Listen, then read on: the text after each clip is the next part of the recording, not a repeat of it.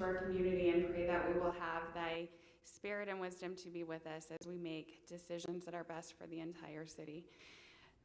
We are mindful of those in our state and around the country who are suffering because of recent events, and pray that they will feel thy comfort and thy spirit, and that we will be able to resolve differences in peace. We're so grateful for this beautiful part of the world that we live in, and recognize that there are people in other places in the world who don't enjoy the peace and safety that we do, and pray for them and for their leaders, that they will make decisions that are wise and with integrity. Please help us to have thy spirit to be with us tonight. Please bless our first responders and everything that they do, and we say for these things in the name of Jesus Christ, amen. Amen. Before we do our Pledge of Allegiance, I'd like to just share a little bit. As we know, there's been some events this last week that has affected probably every one of us here. So before we do our flag ceremony, I want to take a moment to acknowledge the deep sorrow that's happened in our community. I know that's affected many of our UVU students here in our city, as well as those who are staff at UVU, as well as many as throughout the community down that Orem Provo area and here in Highland. So I just want to take a time to recognize that there are those who are grieving at this time. This will also be, upcoming week will be a special week. It will be a week that we observe the Constitution Week. And it will also be a time for us to reflect upon our flag. As a reminder, our nation was built upon the principles of liberty, justice, and peaceful self-governance. These all ideals will call us all to cherish our rights, but also respect the dignity of every life that resolves our differences through civil discourse. At this time, I call for unity. In a moment like this, the Constitution serves as both a shield and a compass, protects our freedoms, but also guides us towards greater unity as people. Let us affirm and share commitment to those constitutional ideals. Even as we grieve together, let us work together to build a stronger bond in the community. Therefore, as we join this week across America in proclaiming September 17th and 23rd as Constitution Week, I ask all residents and citizens, as we look upon our great nation's flag, that we renew our respect in our country. It's a symbol of resilience and unity, and let us inspire us to uphold the ideals of freedom, peace, and the civil discord. At this time, I'd like to invite all to please join me in saying the Pledge of Allegiance. Repeat after me.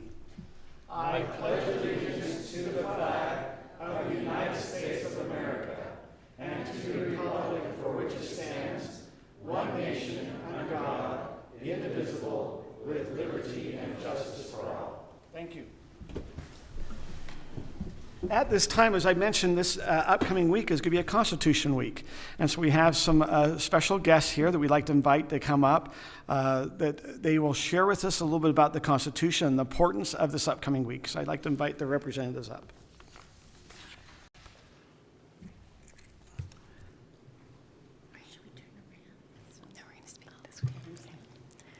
Highland City Council.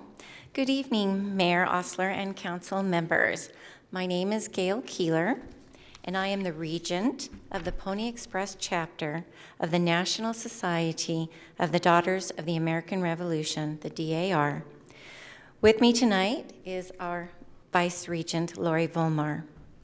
The DAR has three main objectives: historic preservation, education, and patriotism. In keeping with these purposes, we encourage all Americans to read the Constitution, reflect on it, and be grateful for it. Before the Constitution, rulers claimed the divine right of kings, meaning their power was absolute. In 1215, the Magna Carta limited the king's power for the first time, but it still did not give a voice to the common people. After declaring independence in 1776, our nation's first government under the Articles of Confederation was too weak to unite the states. It could not tax, regulate commerce, or enforce laws effectively. This inability led to the creation of the U.S. Constitution, signed on September 17, 1787. In 20 250th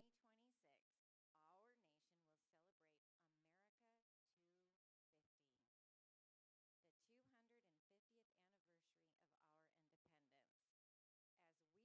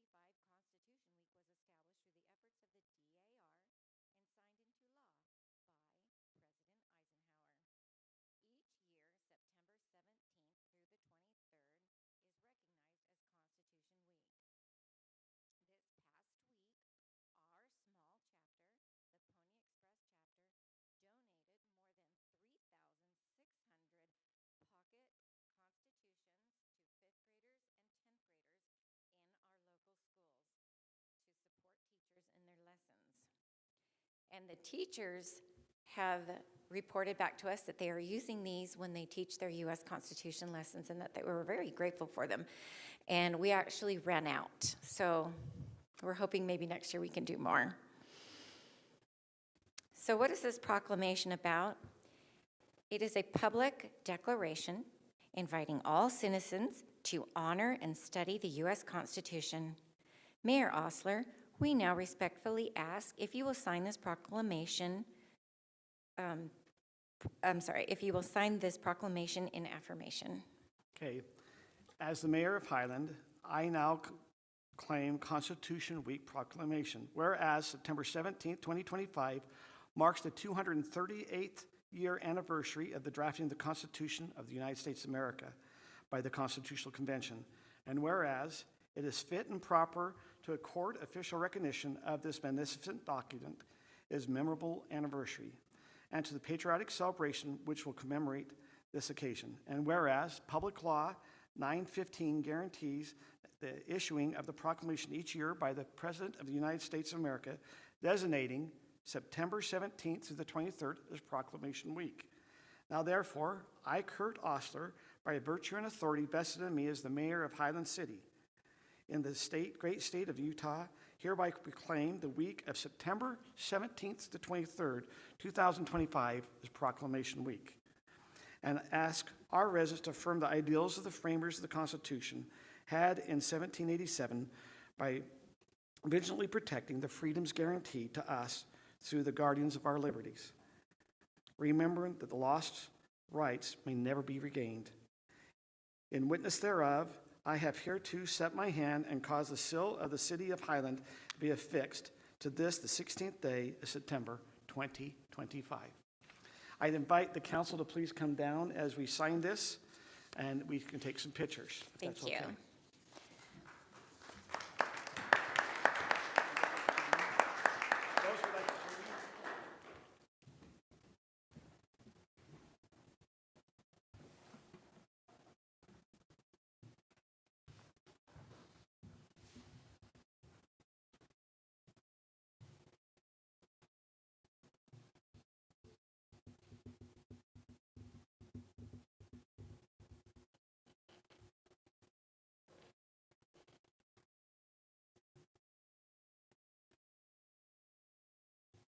Be putting this in the library tomorrow.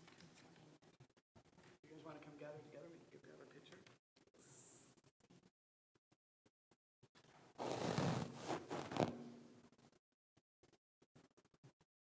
Get on it.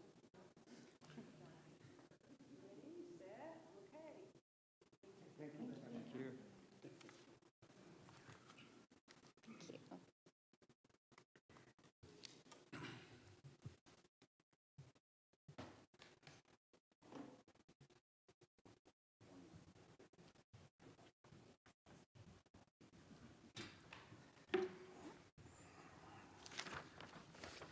Thank you for being with us as we did this tonight. At this time in our agenda, we have a time for what's called unscheduled public appearances. I'd like to note that we do have a couple agenda items I am going to allow comments on. We have our action item number A, which is it's 11200 North Connection and General Plan Classification.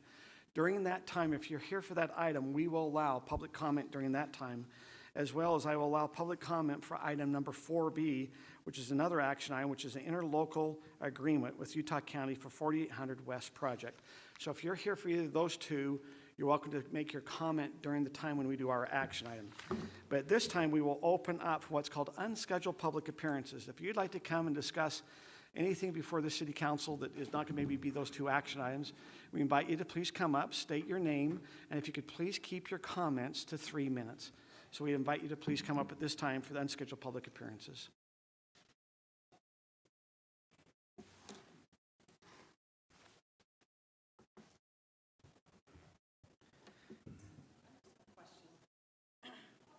Yes. How that works? This works? I don't know. I just Yeah, you come up. Are you here for public? If you're here for public comment, just state your name and then what you'd like to kind of address to us. Okay. My name is Leslie Nielsen, and I live here in And I just have a question. When you're rezoning a property, who decides that? Do the people not have a say in that? So your question is about rezoning. Rezoning, One, yep. one of the things that they've given is it will come, if it's a rezone, it will first go to the planning commission, and the public will have public comment time. And during how that do we time. know that? That will be noticed, that will be public notice. Usually if you live close to that area that's going through a rezone, they will put notices. Rob, who's our planner, how close of a notice do we give a notice if they live by it? Generally, it's a 500-foot radius. I'd have to double check, but So if that's there's a our zone typical. change happening within 500 feet of your property, you will receive notice. 500 feet, that's Yes. really not that far. But you don't post any signs on the property that you're rezoning it? Rob, can you address that? Posting the signs, how do we put in the I think we may actually require a sign. It's just been so long since we've had a rezone. I can't remember all the rules we have about it. There's a lot of notice procedures that go into any kind of rezone. So traditionally, they probably do. I've seen them on property before. So, and then they'll be put on the agenda here on the bulletin board out here on any rezone. But traditionally, most residents are, if it's close by, they should be understanding if there's a rezone happening. The rezone will go to Planning Commission. Then the Planning Commission will give a recommendation, and then it comes to City Council. And then on any rezone, there would be a public hearing where the public would have an opportunity to address their concerns to the City Council. The final decision is with the City Council, which are the elected officials. And so what you do is if you have a concern, you would want to advocate to the Planning Commission Yes, and to the why City we're here Council. tonight. That's for a different subject. This is for, actually, I'm sure you know, the church property that the back half of the baseball field that's being sold to the contractor who's building the buildings already, of which he already has plans to build on that property, but is it R1, which is a residential, and he would need it commercial, so I'm not sure why he would already have plans and think that he's going to get that rezoned before maybe it's to help even you, sold. we have not seen any plans from that property owner on that property at all, and they've not submitted for a rezone. When they do, Well, you have, I mean, I've seen Anyway, the that- map that shows you planning for that whole area to be a town center. It was in your meeting from last month. Good. I mean, we Last usually- month, it was, I mean, I have it on my phone, but anyways, that the plan for that whole area, including the homes on Alpine Highway, the whole church property, is to be rezoned into a town center. So it's obviously something you've discussed, but we, the people of Highland, know nothing about. that the property you have discussing about the church has not come into the City Council, and there are no active development plans that we have seen at the Planning On Commission. the part that's already in the process of If being they're already in the sold, process, they've already been approved. That's the M&G for development. it to be changed, But to the property rezone? you're talking is not part of that development. That would be part of a different development. No, but I'm saying like that back half of the baseball field is R1 right now. It is. It's called And we never heard anything about that, and you're already rezoning it? No, we have not. I'm Because sorry. the builder who's building the buildings now already has plans to build another building there. We've So- talked to him. Okay, So So obviously he Rob's our feels like planner. from the city I've council been- he's I'll going to be- get We approved. usually don't have a lot of discourse, but just try to help through this. I have not seen plans on the new church parcel. Does that mean, as any of the council? It was like. I believe- We haven't seen. So I believe the plans that. I believe the plans that folks are talking about are from the general plan discussions where we were looking at expanding out a multi-use area. I think that's what's being talked about. I'm not positive. but- You do know. I need the truth, okay? So- I'm just going to say, just let me Oh, say. Just a second. Okay, go We- ahead. We are having good discourse. Usually we allow you just to make comments, and that's kind of, I've tried to help through here. That property, there's the Highland Mains that has the new development going in. They have approved where they have their commercial area. The area you're talking about Which where is the part that's being developed Yes. right now, In the yes. general plan, we asked, it's not been voted on, we asked what would be something if that property came in and at the planning, it was not voted on, it was just said, as we look at the general plan, that would be an area that they would look, and it was talked about in the general plan, that yes, there might be looked to be multi-housing. That has not come in to the Planning Commission or City Council, and we have not heard, I keep asking if we even heard from the developer. And so, no, we have, that has not went through a zoning change at all. And when it does, And that's what I'm asking. So before it goes through a zoning change, you'll have a meeting where we can voice our opinion. Sure. yes. Now, maybe that person who's buying that should know that, because they may not want to buy it if it doesn't get turned They are a commercial. developer, and they should know Unless they that. already assume you're going to turn it commercial, I think is, They can have some assumptions, but it has to go through the planning commission and the city council. There will be at least 2 meetings where there'll have to be an application. I mean, there was no sign posted that it was being We haven't had sold. it, but it's between private property owners. They don't have to post a sign when they're selling property. Does that make sense? Yes, but just the rezoning. There but- has been some in the public that also has asked the city to go acquire that property. We have no access to it. The parking lot is owned by the LDS Church, and that back property is owned by the developer. The city doesn't have access. And so I'm going, okay, I'm not sure how we can, because we have discussed, hey, is this something we should go try to acquire? We don't have access to it. We have, Oh, yeah, I understand and we that. have to be careful. We don't know if we've heard they're under contract, and so that's where we're not parties to this, the purchasing going on. Does that make sense? And so but coming back to your original question, it has not went through a rezone. If they want to do anything other than R140, which is what it's zoned as right now, they would have to come into the Planning Commission and City Council. And you will have public hearings on that where you'll be able to come and share your concerns with the Planning Commission and City Council on that and advocate for what you'd like to see there. Okay, and that's what I'm asking, is how will I know about that meeting, of which I live on 5550? Am I 500 feet? You probably are not. So I'm not even gonna know. I mean, that's, So now that I feel like it should go to farther in the neighborhood. 500 feet is a little bit ridiculous. That's barely the people who look back up to it, But so hopefully keep in contact with those neighbors and saying, when you get notice, will you please Well, I let us-" am in contact with And then those the other neighbors, thing is just but- follow our agendas. You'll see. I mean, them.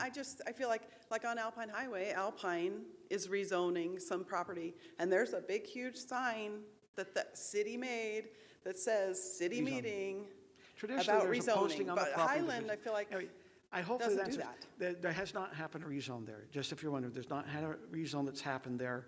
They said, we have not seen from the developer what their plans. There might come in and submit for multi-housing. And that no, is, it's a business. It's commercial we- building, 2-story commercial building is well, what they plan that's to already put there. approved. They're 2-story commercial. No, on the next property, it's still So we 2-story haven't, so commercial as you can building. see, you're telling us something that we haven't seen. We haven't Because seen it. they feel like they're getting it rezoned, obviously, for They have to whatever make reason. an application. It has to come through Yeah. it has not started through the process yet. It would be a little bit unusual, I think, for a purchase like that to go through without it being contingent Yeah, on rezoning. and that's what I feel So- like. so That developer's I not would going to buy assume it that if, their personal. If he You've answered the doesn't think- question for this question, so thank you. But can I just make one short comment? Yeah. So I think the confusion comes as we've had several meetings about the new general plan. The general plan has not been presented to the public yet, nor has it been voted on. It'll be done later on this year, and that'd be a good time to talk about some of these things. well, But I'm just saying, it's I a- don't it's want it to be discussion too item late, only. because if Yeah. this person who's buying that property and it's contingent on it getting, then when it closes, that means you're telling them it's going to change, and we've heard nothing about it, We have nothing to do with their purchase. And so if he closes on without it being rezoned, that's up to him. With So that, I'm just, in your notes, it's going to say, you're going to tell us when, we will if you're post going to within the discuss 500 rezoning feet. that. We will post within the 500 feet of the property. Well, okay, as a citizen, I'm asking that you go farther than 500 feet. We appreciate your advocation on that.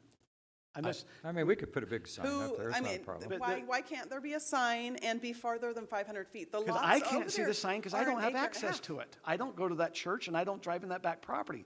The best thing is to follow the agenda.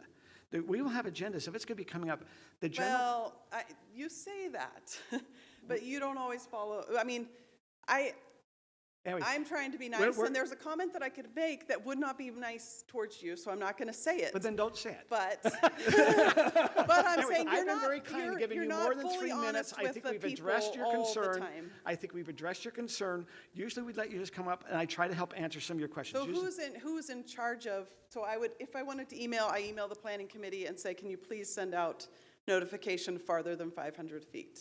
And that would be up to them. By code and ordinance is there.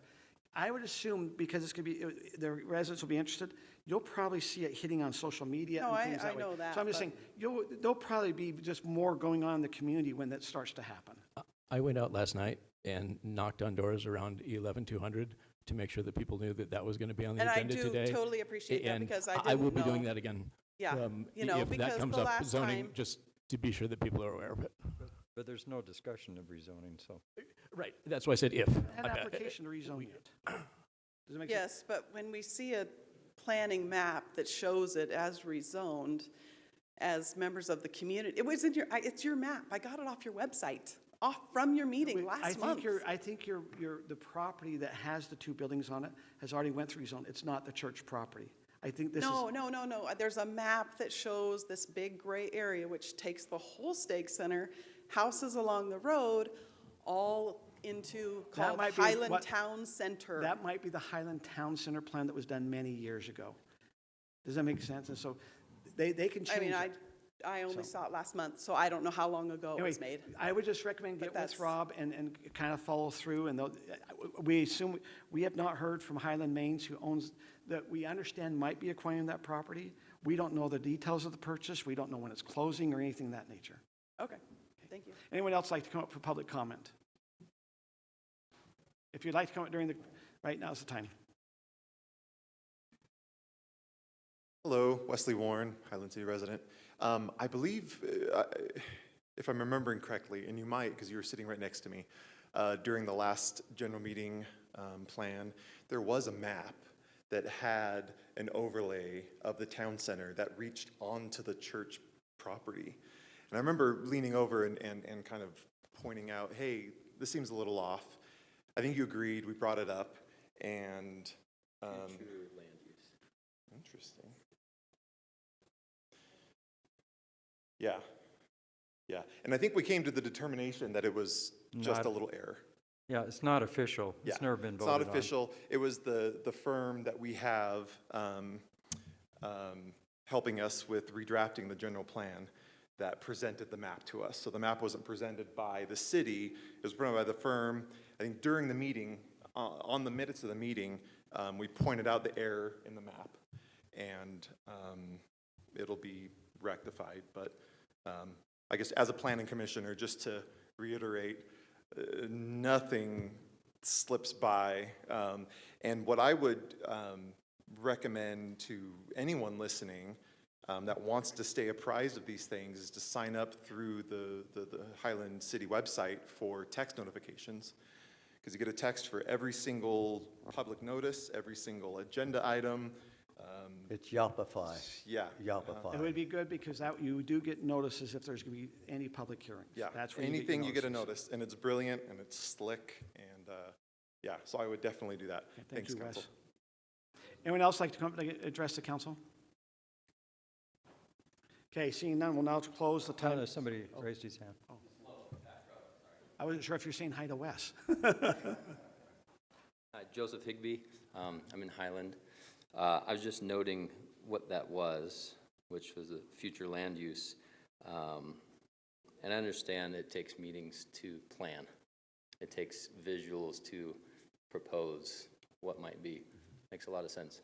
The reason I bring this up today is because of the discussion of 11-200, right? And so I think they're quite connected.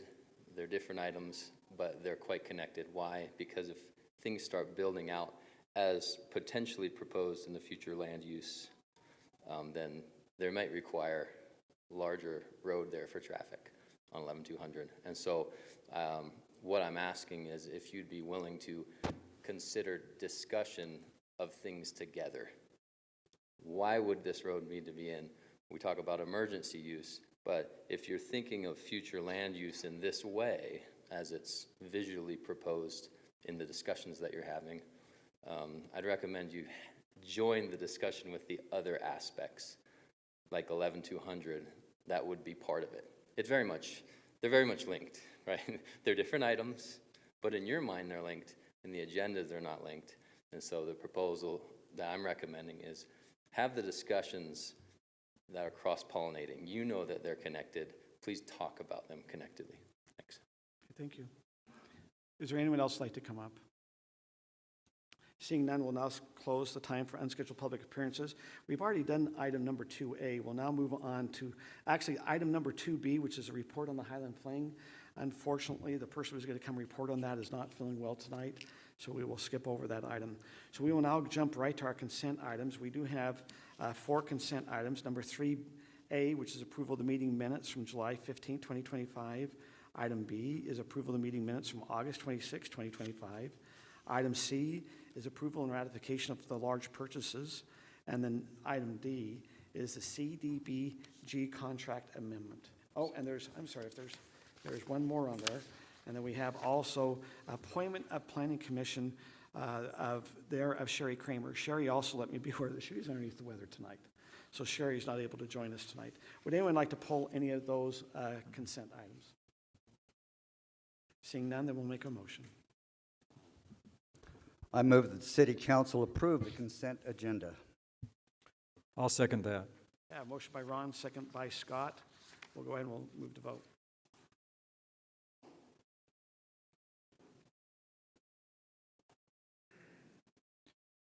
Do we have electronic? Yeah, okay.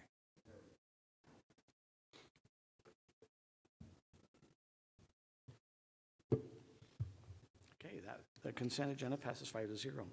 We'll now move on to item 4A, which is an action item for 11200 North Connection and a general plan classification.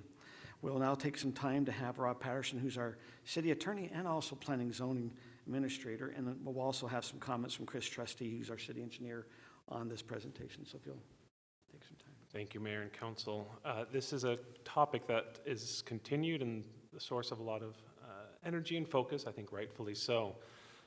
And it does tie into the general plan discussion. It's where this actually came from. As you'll recall, one of the general plan workshops we had dealt with updating the city's transportation plan. The general plan from 2008, which remains the city's general plan, designates 11200 North as a minor collector, a wider 66-foot wide right-of-way.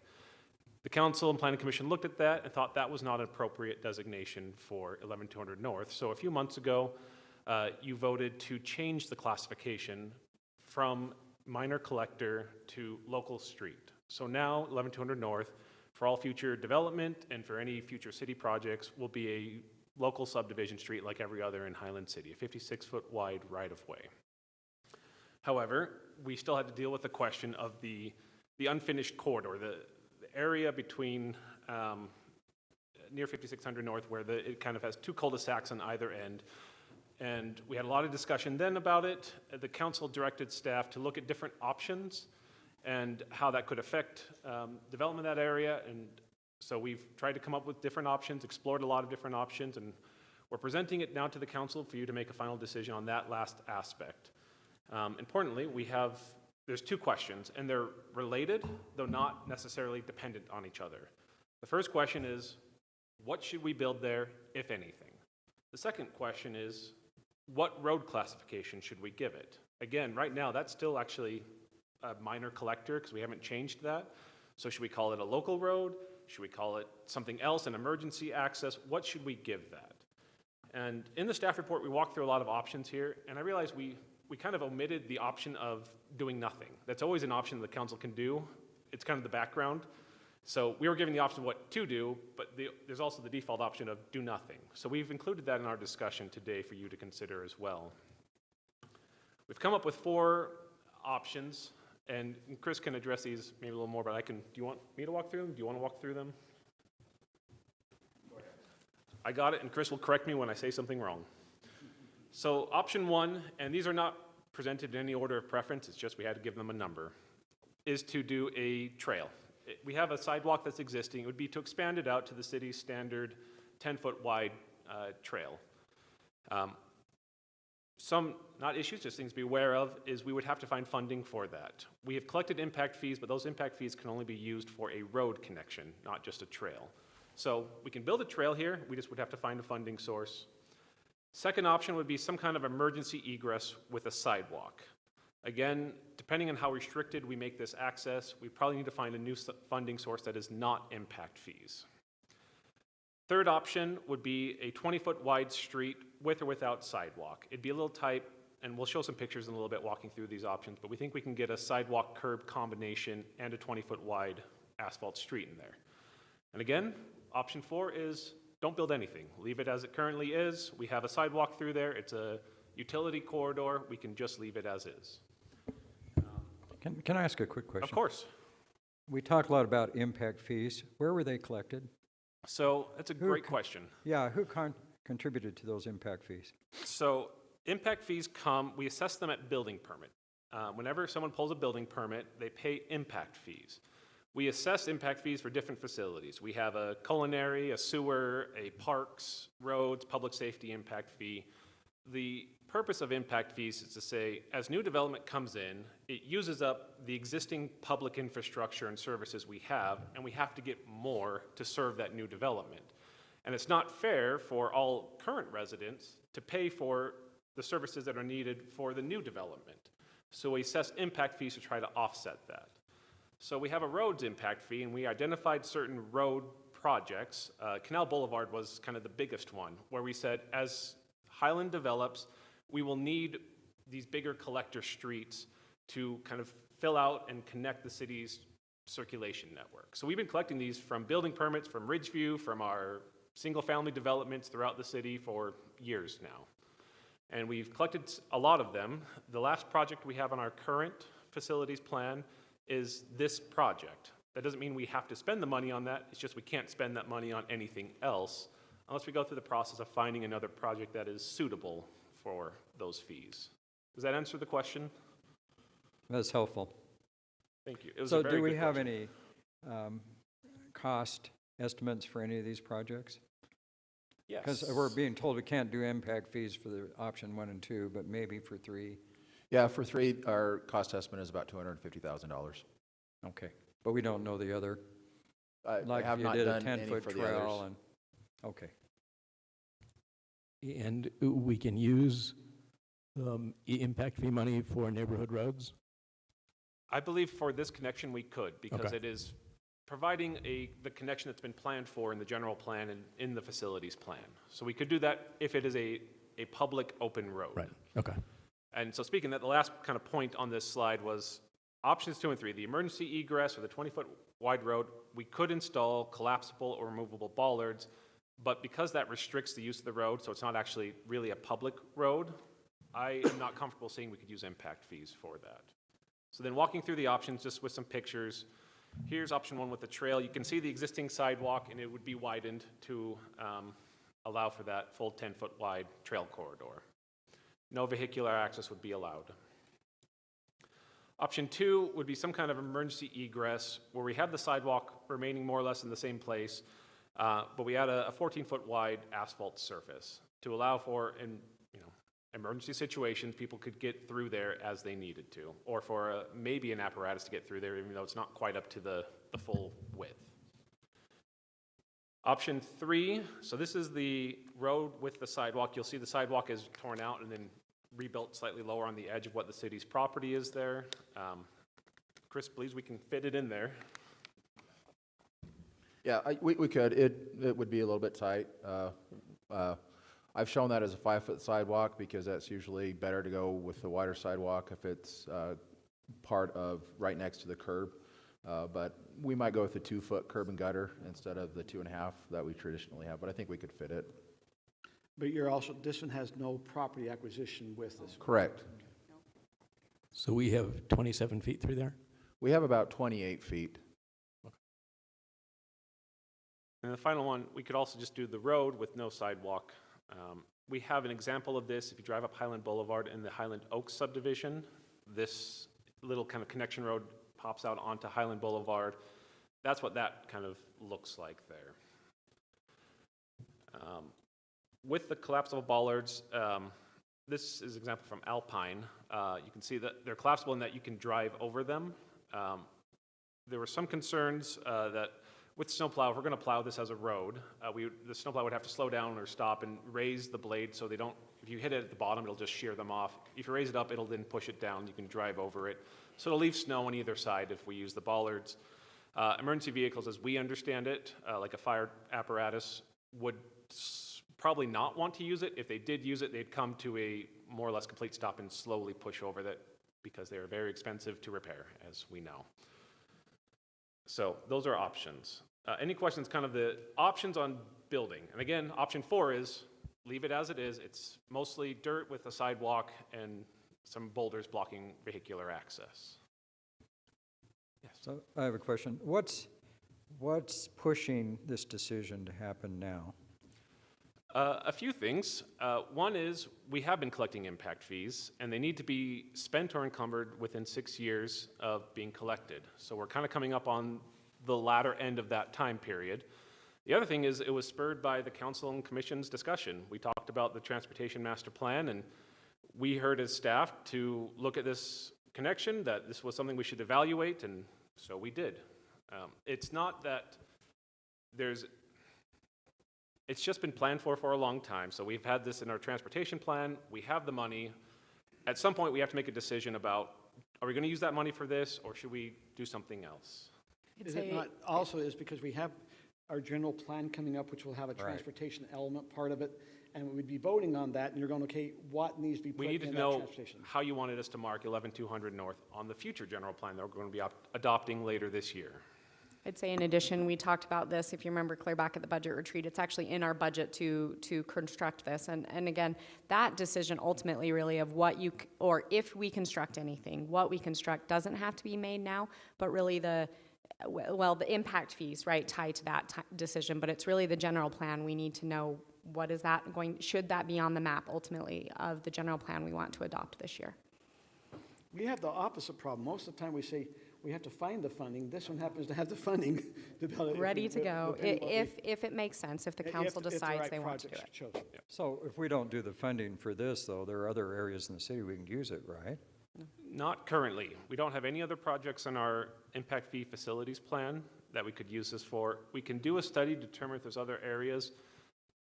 It would be hard to find another project in the city. Most of the new roads that are going to be built are subdivision specific. They're project developments. They're not the big system connections that we use impact fees for. For clarification, it cannot be used for maintenance of roads, Correct. We can't use it for maintenance. It has to be for new roads. We can't use it to, say, correct 9600 North where there might be potholes. We can't use it for those kind of things, even though we want to by state law. What about widen roads or put in sidewalks, because that's increasing capacity, so that's different. So it could be used for widening roads and? Not really. Okay, so it's only new roads. It's basically new roads, or perhaps if we're taking a local road and making it a collector, So we either use it or we have to give it back to the we have to give it back. Okay. If depending on the council's direction, we may look at having a consultant come work with us and see if there's other projects that we can spend this money on. But of course, that just depends on what the council wants to do. So if we decide to refund the impact fees, is that refunded to everybody in the city or to the ones that paid it? The ones who paid it. So those All who the pulled the building developers. permits. We'll go back to those who are developers that paid it. Okay. So those are, again, the options. Trail, some kind of limited access way, a 20-foot actual road, or do nothing, leave it as is. So the related question, sorry, Mayor. No, go ahead. So the related question is, and they're not necessarily one-to-one, but it is depending on what we build, but what do we want to classify this as? So the lowest standard the city currently has in its transportation plan is just local residential street, which is our standard 56-foot wide right-of-way. So that's kind of the default is we classified everything else on 11200 North as a local street. We could do the same here. Option B would be to create a new road classification, create some kind of emergency access that we could designate in certain areas of the city where we're not really using them as public streets. We're using them for emergency limited access. We'd have bollards or some kind of traffic control that prevents people from entering the area. And the final option, kind of along with the do nothing, is we could also remove this connection from the transportation master plan. And we could vacate that portion of 11200 North as a right-of-way. The city would still need to own the property. Staff's recommendation is to continue to own the property. There's a lot of utility lines that run through there, and if we don't own it, it becomes very hard to access and maintain it. But if we can vacate the right-of-way portion, which means this is not designated for use as a road. It just becomes city property, kind of an open space corridor that we can choose what to do with. It could be a trail, it could be nothing. So with that, the options for B or C, making the emergency classification or removing it from the plan entirely, again, likely require the refunding of impact fees, depending on whether we can find another project. So those are the options for construction. Those are the options for classification. We just said this is being pushed because we have to make a decision for the general plan, and we need to know what to do with these funds. For clarification on the right-of-way and the utility access, I have in front of my property a right-of-way that the city has that there's utilities under the sidewalk and the strip next to it, but I own it. So I don't quite understand that we have to own this. If we sold it to a private, wouldn't we still have that right-of-way to that access to those utilities? We can sell it and retain an easement over it. It makes Easement's the everything word I was harder. looking for. Thank you. We don't like having especially our main, like utility mains, in easements that rely on working with a property owner to access and dig in and worry about whether they're going to put a tree over it, that kind of concern. Okay. I just wanted that clarification because I wasn't quite sure the extent to which that applied, because I certainly have an easement that you have access to. I'm not going to put a tree there because I know you have access to it. So theoretically, we could do the same thing, but that's very limited on a large parcel of land that they would have to know that we need to retain the easement, therefore don't put a swimming pool in there. Yeah. So that's one of the issues we have. So what you're saying, Ron, is you're saying why don't we sell part of this property to someone? No, it's just that I'm not suggesting we do that. I just want to make sure we understand the limitations Theoretical. if we did. Okay. I do not Can recommend I ask one more that at this question? point. And this is probably a question for Chris. So what utilities go through this section? Is it everything, sewer, culinary, pressurized irrigation, everything? Yeah, I think we have all three of those, what utilities, water, sewer, and PI. With that, we mentioned the public that they would have an opportunity to come up. As we open this up, this is not a public hearing. This is kind of an opportunity to be able to hear from the public. If you'll please keep your comments brief. If you hear someone else make a similar comment that you want to do, just say, hey, I support such and such comment. But at this time, just because we have a heavy agenda, we have closed sessions at the end. So at this time, we'll open up. If you can just state your name, but please keep your comments brief to the maximum of 3 minutes. I'm kind of looking, if we can try to keep it about 20 minutes, would be about perfect. So be sensitive to others who might want to come up, that you don't need to take the full 3 minutes. If it takes 30 seconds, take 30 seconds. But if you hear something someone else says, hey, I support that. Mayor, and I'm sorry, I forgot to remind you of this today. So our fire representative has to leave at 7 o'clock. So if the council has any questions for him in particular, would that be appropriate for that to happen before the public comment? Yeah. So Jake, you're here. We see that there's might be an option for emergency access. Share with us how you guys would see that. From emergency services perspective, from the fire department's perspective, we prefer options. We prefer access. You prefer what? We prefer a full access. Right, full access. Yeah. How wide does it have to be a full access? That's a good question. I think with what was proposed, I think we could fit outside of the trail option. I think we could fit just about anything. There would be some limitations with the ballards that was previously talked about, just because we'd have to slow down significantly to get through those. You have those up in Alpine. Do you guys go over those currently? I mean, like if you see that subdivision up in Alpine has those kind of bollards that can go flop down, are you guys accessing over that, or do you stay totally away from that? We don't regularly use that route because of the bollards and because of the dirt road. Okay, but it's more. So we stay away from it mostly. I have a question. So if we don't have access on this road, how does that affect the public safety of this area? I still think there's good ways in and out. I don't know that it affects it that much. I think there might be some isolated times where we'd prefer to go the 11-200 way, but I think for the most part we can get around it and get access. But there is times, and there could be times potentially, where that access would be helpful. Where would you see those times being? Is it something on? Do you see it where would the limitation hit? Is it something where it's up on SR 92? We've had some that's closed on the highway down, and you still need to access differently, or can you get through the neighborhood if that's the case? What would be the situation that way? So when I think about it more in terms in the neighborhood. If there's a blocked road already due to a fire apparatus on it, and we're trying to get access from another way, natural disaster, if we're trying to get around. Like I said, I don't know that it's going to be a regular thing, but could it happen? Could we need the access? Absolutely. Other questions? I would view that emergency access primarily as being something that we would hope that we would never need to use. Because it would require several blocked roads or a natural disaster that has rendered some roads impassable, or, I mean, would that likely be the case from your perspective? I missed the first part of your question, I'm sorry. Oh, I view emergency access through there as something that, personally, I do think there's a public safety benefit to it, but that it would be something that largely we would hope we would never have to use. Absolutely. Yeah, absolutely. Any other questions, council? Okay, thank you, Jake.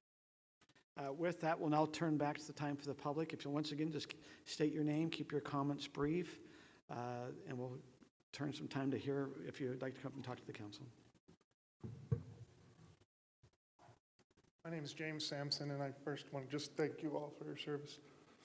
I don't want this to be a decision based on money and what we need to do with money. I want you to factor in the negative aspects of putting a road in. In fact, I don't even want it to be considered by the city as being a potential road candidate. It is just far too small for that.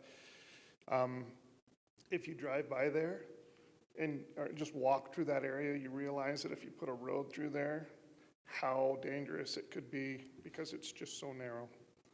I've spoke to everybody that I know in the area. No one in the neighborhood wants a road there.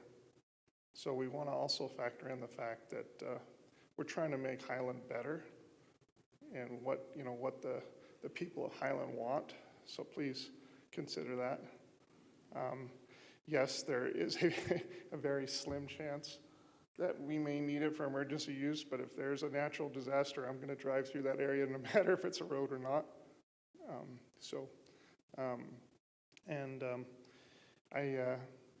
Again, just please take time to walk through there and realize, so there's a straight road that comes into that and a straight road that goes out to it. And the biggest concern I have is if we open that up, I mean, my house is on that road. People are speeding up and down that road all day long. And if they're speeding through an area that's only 20 feet wide at best, it's unsafe. So, thank you. Okay, thank you. Dave Nielsen. I would just add to the fact that I think there's a pros and cons of everything, but I think our emergency services will end up on that road more often than not, simply because you do open it. We have a bunch of kids that are running around on that street all the time. They're going to be there picking up kids getting run over by people driving down that street 45 miles an hour. Even when it's closed, they're doing that. My kids on bike riding back and forth to a friend's house every day. People fly down that road. And if you open it up, it's going to be a thoroughway from 6,000 all the way to Alpine Highway. And everybody in Alpine is going to use that street. They're going to be there treating maybe my kid from getting run over by somebody.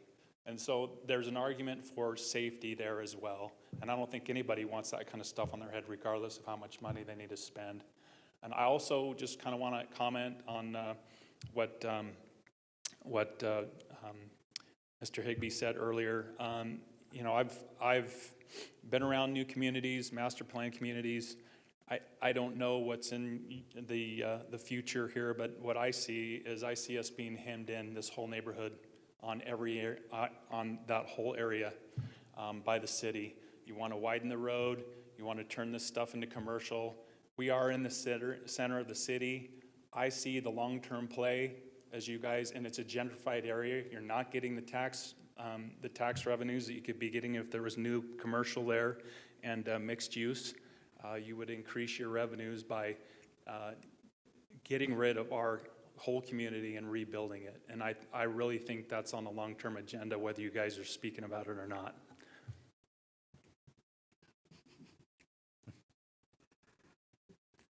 Anyone else like to come address the council?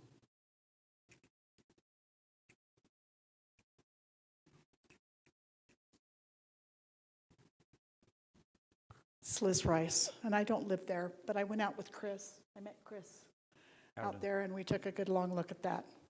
I think you need to leave it alone. If it ain't broke, don't fix it. And I'm with Dr. Smith. Refund the money, figure it out, or have the people who have paid on the impact fees apply back for it and get it back to them. I just don't think it needs to be fixed. And as far as I've always backed law enforcement. I've always backed our firemen. But if they need to use it, they can get through that. It can be done. Thanks.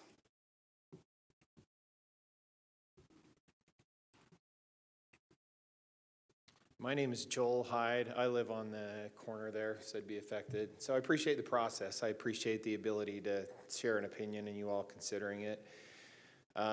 Leave it be would be, the safety concerns are huge. 3 kids, we moved in there, it would change everything. We've got that 5730 coming off of Timpanogos.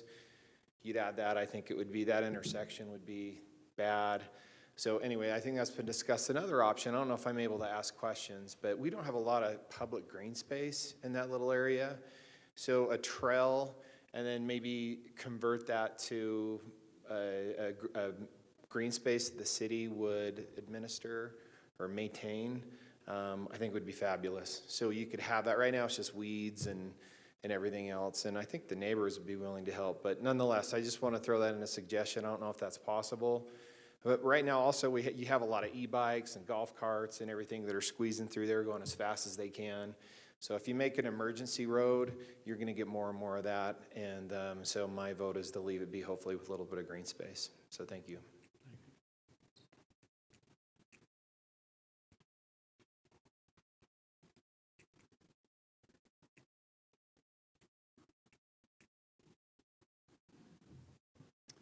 Scott Oldroyd, appreciate your time and effort looking at this.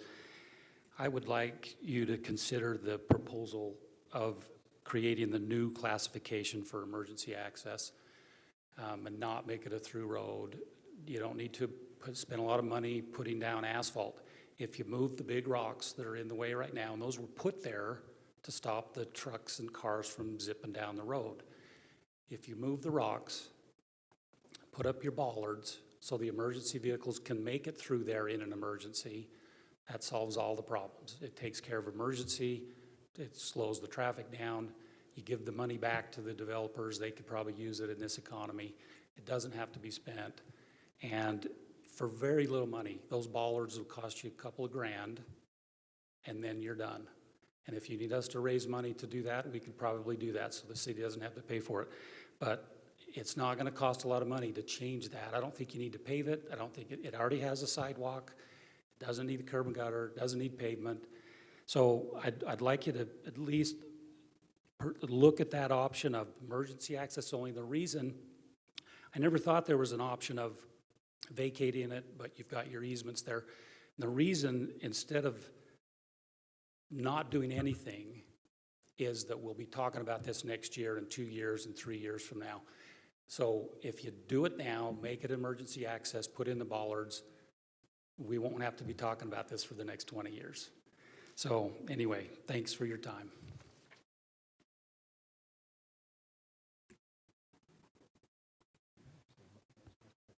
Johnny Hubert. I currently live on 5730 and 11200. And this is just kind of reminiscent of like 30 years ago when my grandpa, who actually lived in the same house, kind of fought this when they developed all that land north of us. If it comes down to just having a lot of money that you want to get rid of, then I've got like 15 feet just north of my house between my fence and the road that supposedly the city was supposed to take care of and nobody did, and so I just turned the dirt over with my tractor. But out of the options that you've given us, as somebody that lives right there on the corner, definitely don't make it a through street. I mean, we have a stop sign there, but nobody ever really stops. And I've got kids that go out there, they play in the street and things like that. And so like making it a thoroughfare is just gonna increase, like others have mentioned, the possibility of somebody flying down that road and a kid getting hit. So I'm all for like a green space. I think that would be great to kind of beautify the area, or give the money back. In my opinion, that's completely fine the way it is, so.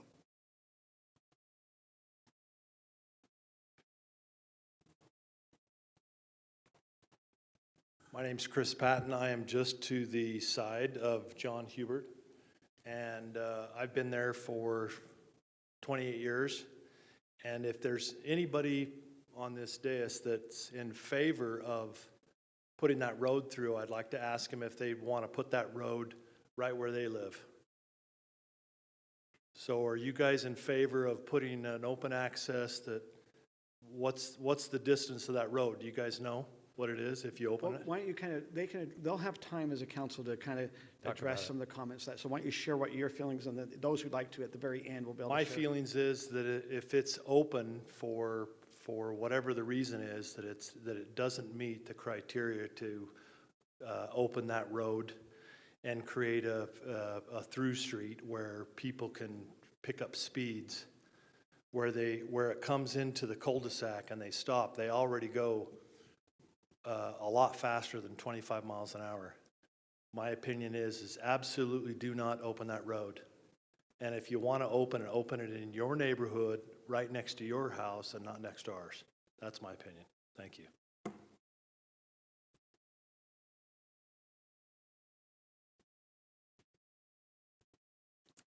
Hi, my name is Whitney Hebert. I live in the cul-de-sac right by the sidewalk and the path. Were you able to get the name okay? Whitney Hebert. Hebert. I expressed this I don't know, last time we had one of these, and I do appreciate all the thought and effort that's gone into this. We moved in the neighborhood to be away from a busy road, and there are a lot of kids down there. It was mentioned at one of their council meetings that kids grow up and then they need to drive. That's another reason not to do it, because teenagers are not good drivers, and there's always going to be kids around. I don't know what the street is, but just a block over, it's a pretty long road, and just going on walks, teenagers will ride little motorcycles and ATVs super fast. They're going to do that on our road too. I just don't think we need to increase that. And I understand the theory of potentially it could save lives if there's a huge disaster and we have another access road. But doing this could potentially hurt a lot more people and cause people to lose lives, I think, more than that situation could. I would ask that you leave it like it is and add the pillars like Scott said, or make it a trail so that people that want to live there can keep it the way they want it. Thank you.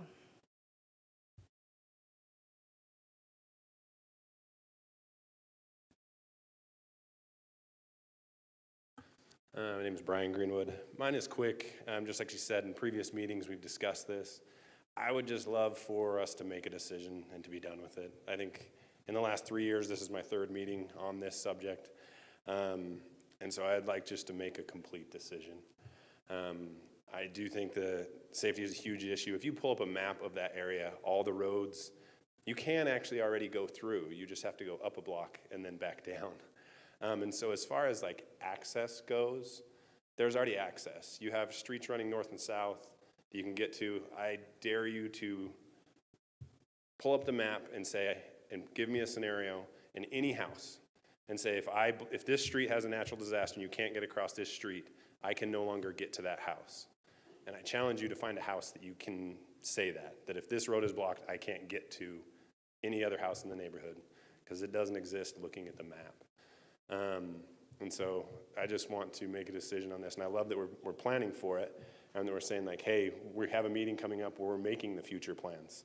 And I love that idea of like, hey, let's just make a decision so we don't have to bring it up each year.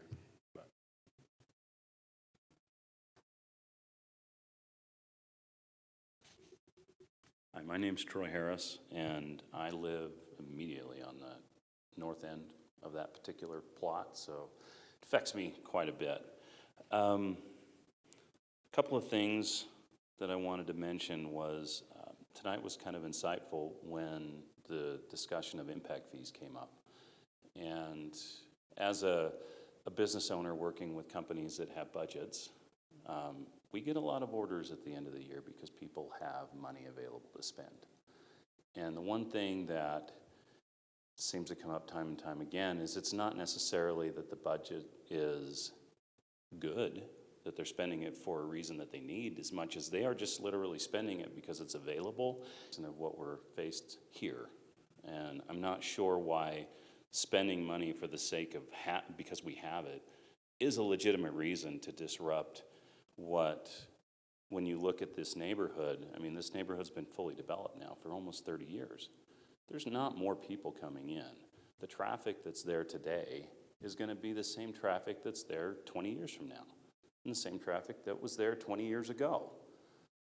I moved here in 2006, and I haven't noticed any difference at all in the traffic.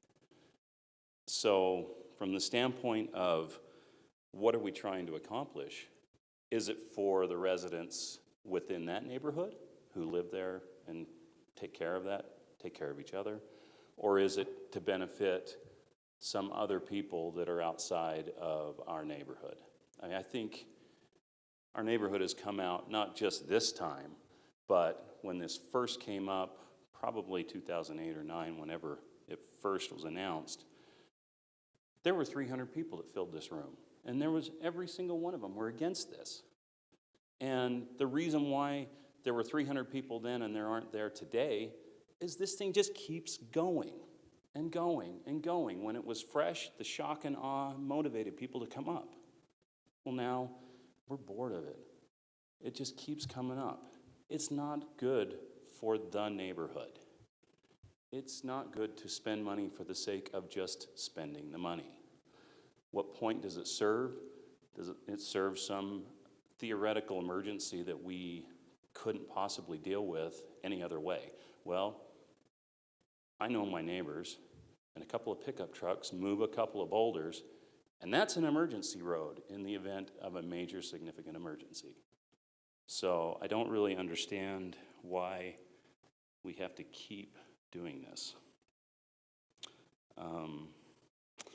And on a final note, when I applied for my building permit in 2018 for $400,000 worth of improvements affecting where that road should be, not where it is, but where it should be if it were a normal road, you guys approved it, no problem.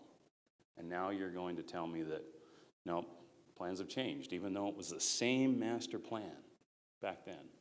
Okay, thank you. Anyone else like to come up and address the council?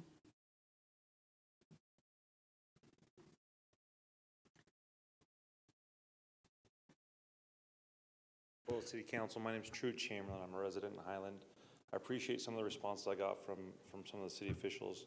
An idea that I had in mind while the folks were talking is there's a certain section of land or road in front of the church, the LDS church, that's unpaved, unfinished, which would essentially widen the road a little bit more and perhaps using those funds towards that improvement versus the road that's in question. The reason why I bring it up is this Sunday, given the recent events that happened in Utah, there was an increase of more attendees at the church, which they were parking on the shoulder of the road, which my wife was like, wow, this is really tight to get through here. So maybe the city could consider widening the road just directly north of the LDS church. Thank you. Anyone else like to come address? If we can keep down the last couple. Wes, have you already gotten up on this? No. I came up during the general Okay. introductory. I'll sit down, though. It's okay, go ahead. Wes Warren. Just a couple of things on my mind. I think that if the issue of like interconnectivity between communities, which is always something important to consider, if that were an issue or a problem, I think it would be top of the list of talking points. And I think that if traffic in and out and through that neighborhood were a big issue, we wouldn't have rooms full of residents against easing that traffic. I think that it's important to allow for emergency access, but I'm wondering why, I know in the agenda, out of the 3 options, it says that options 2 and 3 would require bollards, but I'm not sure why an option 1 with creating a trail or a green space out of it couldn't also include bollards. I think you could landscape it and create a trail in a way that in an absolute catastrophe, you could get emergency services there. I can see several choke points in the neighborhood where if this road was closed off, that neighborhood would be absolutely affected by a natural disaster. There are easily to point out circumstances where that could happen. But I know that these robust emergency vehicles, and well, almost any vehicle and with the need to evacuate, could drive over a trail. Even with bollards there. So I think that there's some room to both create something that would benefit the city, that residents are asking for, and that would preserve how the space is already used, while also not making it appear like any kind of road. So it's not going to accommodate any kind of traffic, while also accommodating emergency services. I think we can serve all those needs with an elegant solution. And just like everyone else, thanks for always, making this process so accessible for residents. Government moves really slowly, and I think most of the time that is a very, very good thing, because it needs to be a deliberate process where everyone gets heard. And so I appreciate the very deliberate way that you as a council consider things like this. So thank you. Thank you. Hello, my name is Christine Oldroyd, and I live just east, right in that cul-de-sac before the section we're talking about. One thing that I wanted to point out was in the City Council agenda report, it said that the staff recommends classifying the corridor as a local residential street, even if the connection is not built as a complete or even a partial roadway, as that retains a possibility for the property owner to the south, currently the Mortensen family, to subdivide their property if they desire. Designating the corridor as an emergency access would diminish their right. Anyway, it goes on, but we talked to the Mortensens today, and they have no desire to subdivide. They have no desire for that street to go through. So I just wanted to bring that point up, that it looks like that the staff recommended that just based on that possibility for the Mortons to subdivide. They don't want to subdivide. They want it to either be a trail, or maybe emergency if it's needed, but definitely not a road. And I also don't want a road. I agree with everything else that's been said tonight. Thank you very much. Okay, thank you. Anyone else? Okay, seeing none, Chris, you want to jump up here fast? My beloved friends, I'm so grateful to you, and you know how I feel about each of you. Jackie and I... Just state your name so we have it on Chris the record. I think she knows Chris. Stephanie knows it. 11366 North, 6000 West. Jackie and I are unaffected by this. If this becomes a road, it'll be more convenient for us. My plea for you to consider would be just 2 basic principles. And I know we have different preferences. Our personal preference would always be for charm and beauty and safety over convenience and efficiency. And sometimes you just can't have both. The other principle that I would ask you to please consider is just this, I'll use a French word, grosse fatigue. We're exhausted about these things that just keep on coming back. We've only lived here, we're the new kids in town. We've only lived here for 31 years. But we have these persistent things that just seem to come up over and over again. And I would just ask you as a council to please just consider some sort of mechanism or framework that will allow us as citizens to just go, okay, we've got cement poured on this, it's finished. But to always live with the specter looming over our heads that this little puppy's going to come and bite you on the ankle when you're on holiday or you're in business, or you might accidentally not look at the city council agenda because we're working 14 or 16-hour days or something like that. Thank you. Thank you.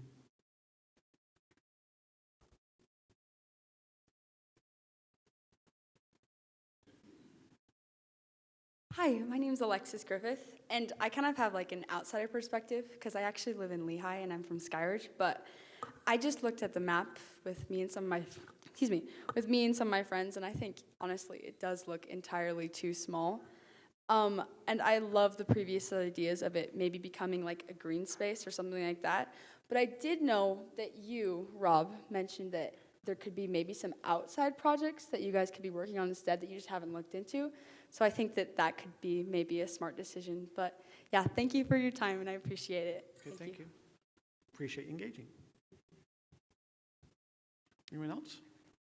Okay, with that, we'll bring it back to council to kind of make a decision to see if you can mellow down to options. Once again, one of the reasons why this is here is we're going through our general plan. And so because of that, we want to get the classification right in the general plan, because one of the things you guys have experienced, every time the general plan comes up, this is why that discussion keeps coming up.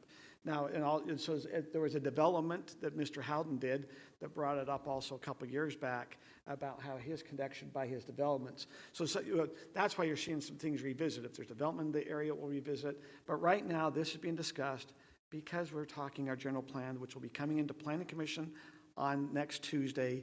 They'll probably also be talking about it in October. City Council will be November, December, which transportation is one element. It also will have your zoning in there. We'll have a zoning map. So that's your general plan is your opportunity to, that's the big picture. There was a comment about that there's a secret hidden agenda that we're trying to develop into high density.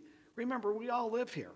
We also are residents here, and we also bought in the vision, that's why we also ran, is to try to keep Highland. And so I'm going, wow, I don't know, we also have this vision that we want to also change this into a different community that we all love. So with that, council, is there some options you'd like to discuss, some things that, I'll share with you one thing I have been surprised by. As we look at 5110 West and the 11350 North and going, okay, they talk about safety. We hear about the kids with safety if we open this road up. I'm going, okay, does the traffic from 11200 then have to go up in these subdivisions, which makes more traffic up where kids would be playing? Because I'm going, and yet I also recognize, we've had some comments from past, that when we opened up 5600 West all the way down with the light, that it seemed to give an outlet for some to maybe take that as an outlet. So I assume we've probably made 5600 West a little busier by putting that light in there.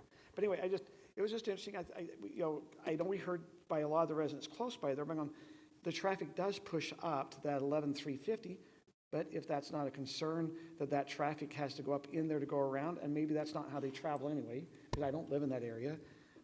It is being noticed. This was a subject I looked when we were looking to move here, or move our home and build about 32 years ago. This is one of the areas we actually looked. So, council? I'd like to start by saying I've spent, I don't know, hundreds of hours on this. I've talked to dozens of residents up in the north east side of there that I thought, well, you're the ones affected. You need to go west. You're going to want the convenience. And to the person, not one wants that connection to go through. Not one. Which honestly surprised me. And the big difference, I think, is 5600 getting a signal. Because they go down to 5600. Then I look at emergency access, which quite honestly was important to me until I really look at it. And you've got 5600 that you can go up to the east side of it. If you need to go to the west side, you go up 5730. The fire truck. The fire trucks are on 5600. So fire, I don't know why that would ever be used. Why wouldn't they just go down SR 92, go up 5730 to get up in there? You want me to do the political? Because our staffing at Highlands Fire Station's low and they're responding out of Alpine. That's a different topic you'll hear later on. Yeah. But that's but there's still access. There's still access down from Alpine without that connection going through. Yeah. So that's a check mark for me that just says don't put the road through. Then I look at all the other considerations that you look at of why we would put a road through there, and not a single one of them made sense to me. We've got a dead end on both ends of this. If you want to go west, you've got to go up and then turn left to even stay on the same road. It's not a collector. And it's wise that we changed it to a residential street. So my vote is very clear that we either do nothing, maybe put the bollards in. If we want to put some money into some landscaping there to make it a little nicer, I think we can address that. We're going to have to figure out where to get the money. But if we have to give the money back, so be it. You guys, there could be others with different opinions. What happens when we clap is we some that have different opinions, and that's where we have to be careful. And you go, hey, there might not be anyone, but they could be really quiet in the audience tonight. And so that's why we don't try to clap. So anyway, if you'll please not clap. Promises, anyway, promises. Okay, other council members would like to kind of feelings on this, and if we can get prepared for a motion or what we'd like to do here. Okay, I'd like to say a few things if I could. So, as I've thought a lot about this in Highland, and I've been in Highland for a long time, 36 years, I've seen a lot of growth. When I moved here, there were 5,000 people, there's 22,000 now. And I've also seen North Utah County explode. I grew up in Pleasant Grove when it was a city of 6,000 people. So I had to smile a little bit for the gentleman that came up here and challenged us how we'd feel if somebody put a road in our backyard. But I had that happen here in Highland because I live just on the North County Boulevard, which I'm sure you all use. But let me just kind of tell you about my experience a little bit with that so you understand where I'm coming from. We talked about that road for 25 years, and an east-west corridor was very needed. And we did a study in 2017 through the Utah State Developmental Center, because it was USDC property, state property. And I helped commission that study. And the study at that time said, yeah, the road was necessary, which led to the development of Ridgeview and the east-west corridor, the Canal Boulevard, which I'm sure we all use. I use it every day. But at that time, the study said by 2050, they would think there would be 6,000 to 8,000 cars use it today. Guess how many use it today? Between 11 and 14,000 cars. So what I have found is that traffic's a lot like water. It finds the path of least resistance. And I'm opposed to putting this connection in there because I believe in the quality of life in Highland that we need to kind of enforce or try to support, because our city has become a crossroads for North Utah County. I mean, you look at all the traffic on Timpanogos Highway, you look at all the traffic on North County, you look at all the traffic on the Alpine Highway. So we all use Canal Boulevard, but there's so much traffic on Alpine Highway now that my people, or my neighbors, can't get out of the neighborhood onto the Alpine Highway. So, I'm not sure what the answer is. We can't stop growth. We welcome new people. We do all of that. But I think if we plan stuff so that we're trying to preserve quality.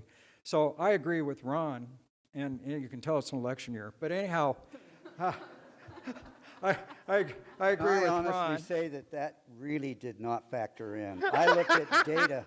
I'm just teasing. Truly, You know I'm teasing you. And I know it doesn't for you either, because I know where I'm you just stand. teasing. You've been clear from the beginning. I'm the one that's changed 180 on this because I was worried about Scott Mortensen. I really thought I don't want to stop him, but he doesn't want to do it. So if he doesn't want to do it, check that box. Well, and it makes sense. And so I support a trail, maybe landscaping, if we want to put bollards there. But because I think it's been said today, you could get out there emergency if you need to. But what you do preserve there is it'll keep the traffic from being speeding. And that's when we have neighborhood after neighborhood after neighborhood come to us and say, people are speeding. And we have discussion after discussion. And there's lots of issues with these little motorized bikes zipping around and different things. And people come to me and complain about it, and we're trying to, deal with those issues. So I agree with Ron. I think we need to have a trail, maybe some landscaping. It was brought up, bollards if we find it necessary to kind of keep it. But let's keep that a nice private neighborhood with a local road. We don't need another east-west corridor. It's in my backyard, so there's plenty of east-west corridors. Okay. Any other council like to kind of share if there are different feelings or how we help to get to a decision, what you're maybe proposing? Yeah, let me hit. There are really 5 options. I'm just going to rule out right away a couple of them. One of them is do nothing, because that's just kicking it down the road, and that's not good for the city, and that's not good for the residents. The other theoretical option is condemning property to get 56 feet of right-of-way there. I believe there is nobody that has any interest in doing that, so I'm going to write that one right off also. The third one is putting in a general purpose road. There doesn't seem to be a particular need. I'm not convinced that the designs that we're looking at are really going to be safe in any case, so I'm writing that one off as well. Which brings me down to the one that I have been pushing for since we started this conversation, which is an emergency access through there. And I have changed my opinion on that largely because of the funding issue. That if we have money to fund that, that we can't use anyplace else, I'm willing to spend that money to buy insurance against a natural disaster and good access through there. However, that's not the case. We're using general purpose money if we're using it. And if we're looking at public safety, there are places where we get better bang for our buck than putting this through here. And therefore, I come down on the conclusion that we vacate the right-of-way, we turn it into a trail corridor, and that, to the extent that we can, cuts it off from coming back every 2 years as an issue. Keep it as it is, and as folks have suggested, either now or at some point, we go through and beautify it a little bit. With the trail. With a trail, yes. So I have significantly changed from what I was pushing hard on all along, but I think that's the best answer going forward. Can I just ask, you mentioned vacate. Are you just talking vacate the existing plan, or are you talking vacating property? I'm talking vacating the right-of-way. And so selling property? No, not selling any property. Okay, just want to make sure. Just vacating the right-of-way. I think there's been a compelling argument for the city to keep it for the utilities. Yeah. Okay, anyone else? I mean, as we're trying to get to decision, is there other input or things we should consider? So, I think a couple of things. When Doug said we would hope to never use this as emergency access, I mean, that's what we would hope about all emergency access, right? Like, you never want to have to use it. I also disagree with the part about connectivity, that if it was connecting communities, people would want it. Like, nobody wants a road that goes anywhere here. Nobody wants a road by their house. And I also disagree. I don't think we should make a decision based on the current property owner, because I think that's a really temporary way to look at a problem. So that to me is a non-issue.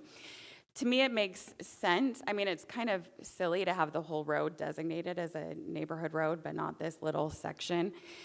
And I have changed my mind a little bit about this too, because of something that I just barely learned, which is about the fact that we can't use those funds to do anything except for, like, unless it's a general purpose road. So that is a deciding factor to me.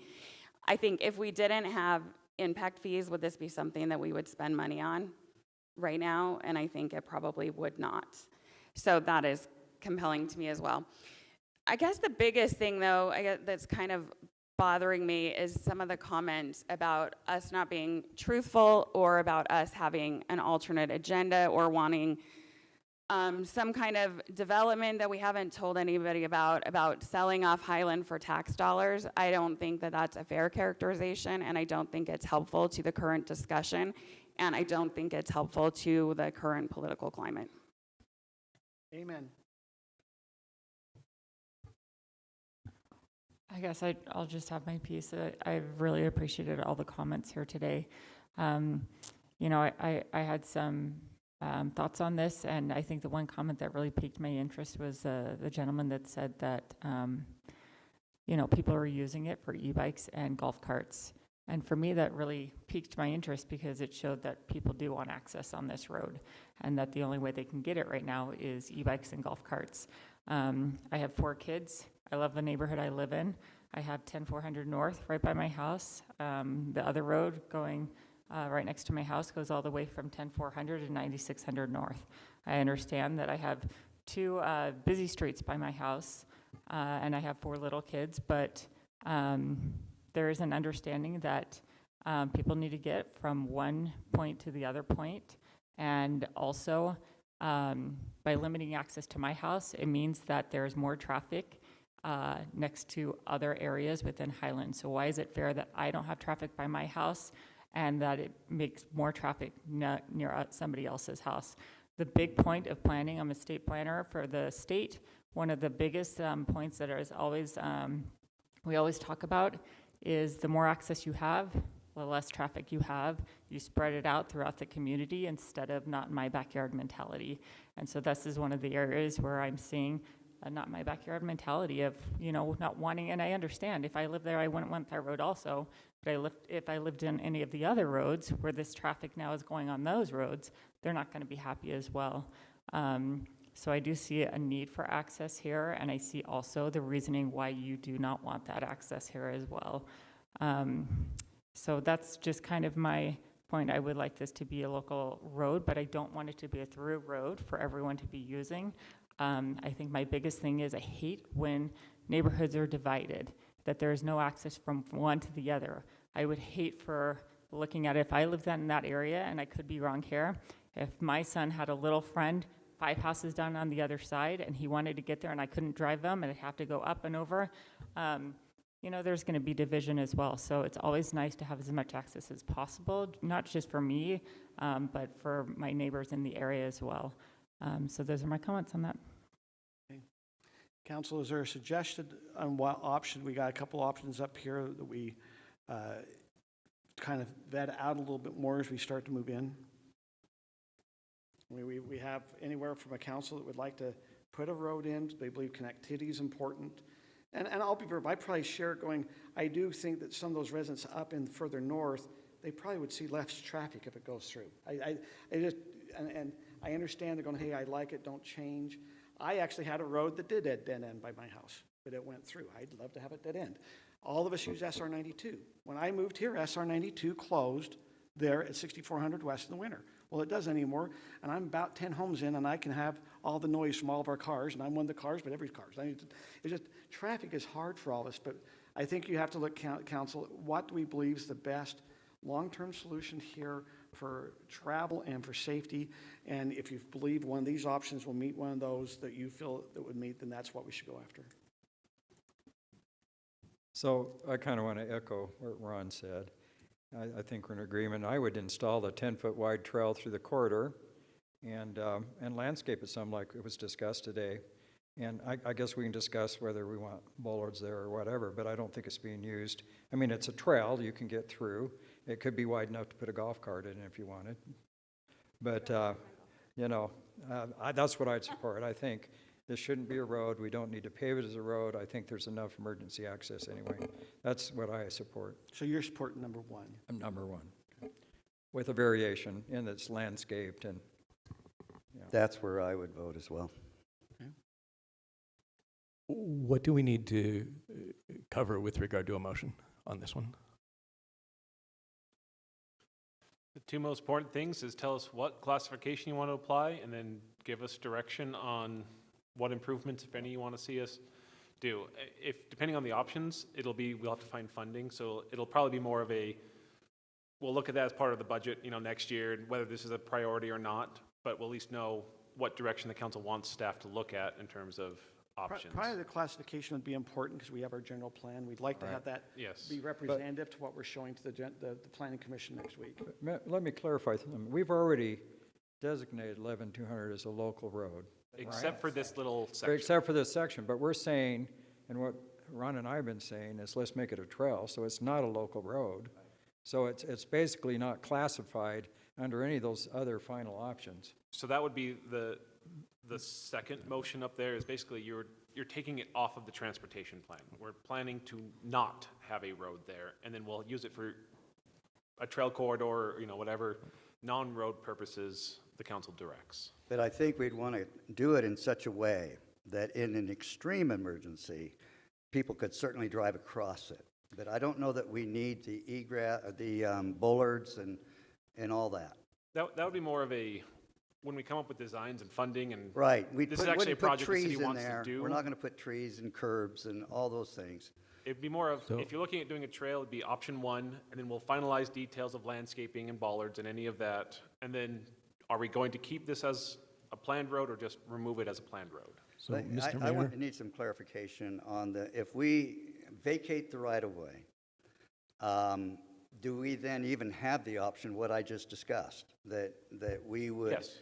We would have the option to restrict what we would put in there so that in an extreme emergency, people can drive over it if they needed to. It's just a city-owned property, which we Okay. could allow people to drive on and, But we're not telling people they can drive on it, Yeah. right? No, Because no. you've vacated the right of way, so it's no longer a road, it's a trail. And should people happen to drive over it because of an emergency, they do. That's right. So so what we're hearing is council saying about a trail. There's been discussion about also emergency access, I've heard, and there's discussion about a full size, or putting in the 20-foot road.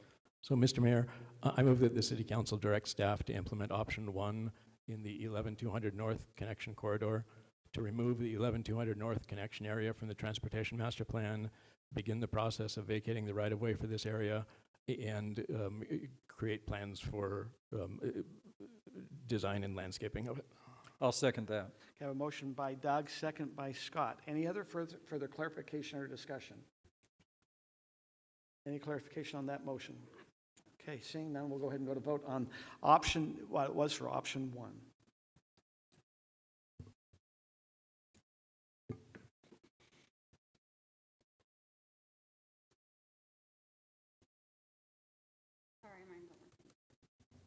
Are you logged in? Okay, if not, Brittany, I'll go ahead and just ask you to vote, please. No. Okay, go ahead and reveal. It passes 3-2. Okay, we'll now move on to our next item, which is item number 4B, which is the interlocal agreement with Utah County on 4800 West project. And Chris, that will be you. Another road project. These residents didn't want the road either.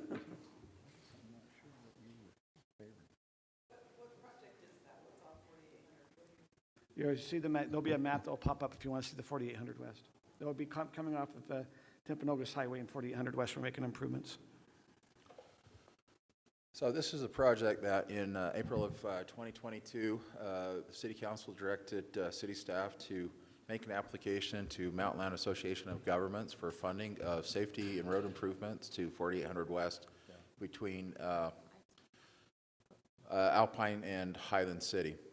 This is the exhibit that was presented as part of that City Council meeting, and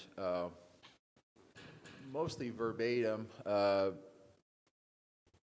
the safety improvements. I pulled it off of the presentation from 4 years ago with a couple of minor changes to the safety improvements. The idea, if I go back one slot, thanks, was to try to better align the road as it goes through the intersection of 92. So there would be some expansion on the east side. We'd be buying some property from those 3 properties on the east side to help better align the traffic lanes through that intersection, and to also build a multi-use trail on the east side of the road, 10-foot wide trail on that east side. Some of the considerations, thanks. Lane aligns through the intersection for safety, roadway shoulders for safe driveway exits and possibly bicycle lanes, completing center 2-way left turn lanes for safe turning movements, a multi-use trail on the east side to allow for safe pedestrian passage from Alpine Main Street to at least SR 92, and then the safe pedestrian crossing across 92. Utah County is the funding agency. MAG projects can either be funded through UDOT or Utah County, depending on what the projects are and what their funding sources are. They kind of weigh it out and decide how that's divvied up. In this particular case, the funding agency is Utah County. The county would fund just over $5 million toward this project, and then Alpine and Highland, as the sponsor agents, would be responsible for the additional 6.77% match. Second interlocal agreement between Alpine and Highland would have to follow this agenda item so that we can make sure that it's clear how that is divvied up. We would After approval of this interlocal agreement, we would work with Alpine to come up with a design engineer to generate a design for this project, to generate bid documents, and then to select a contractor to begin work. Funding for this is available in January of 2026, so hopefully we could get started as early as next spring, depending on how quickly we can go through that process, that design process.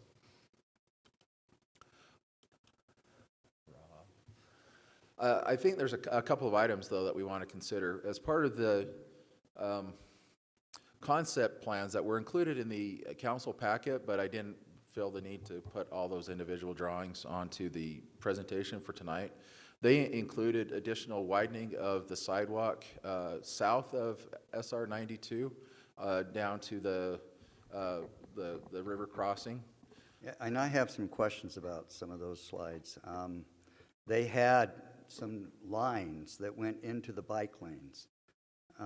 Do you know what those were? It's on the curves on each one of the roads that come into North County Boulevard,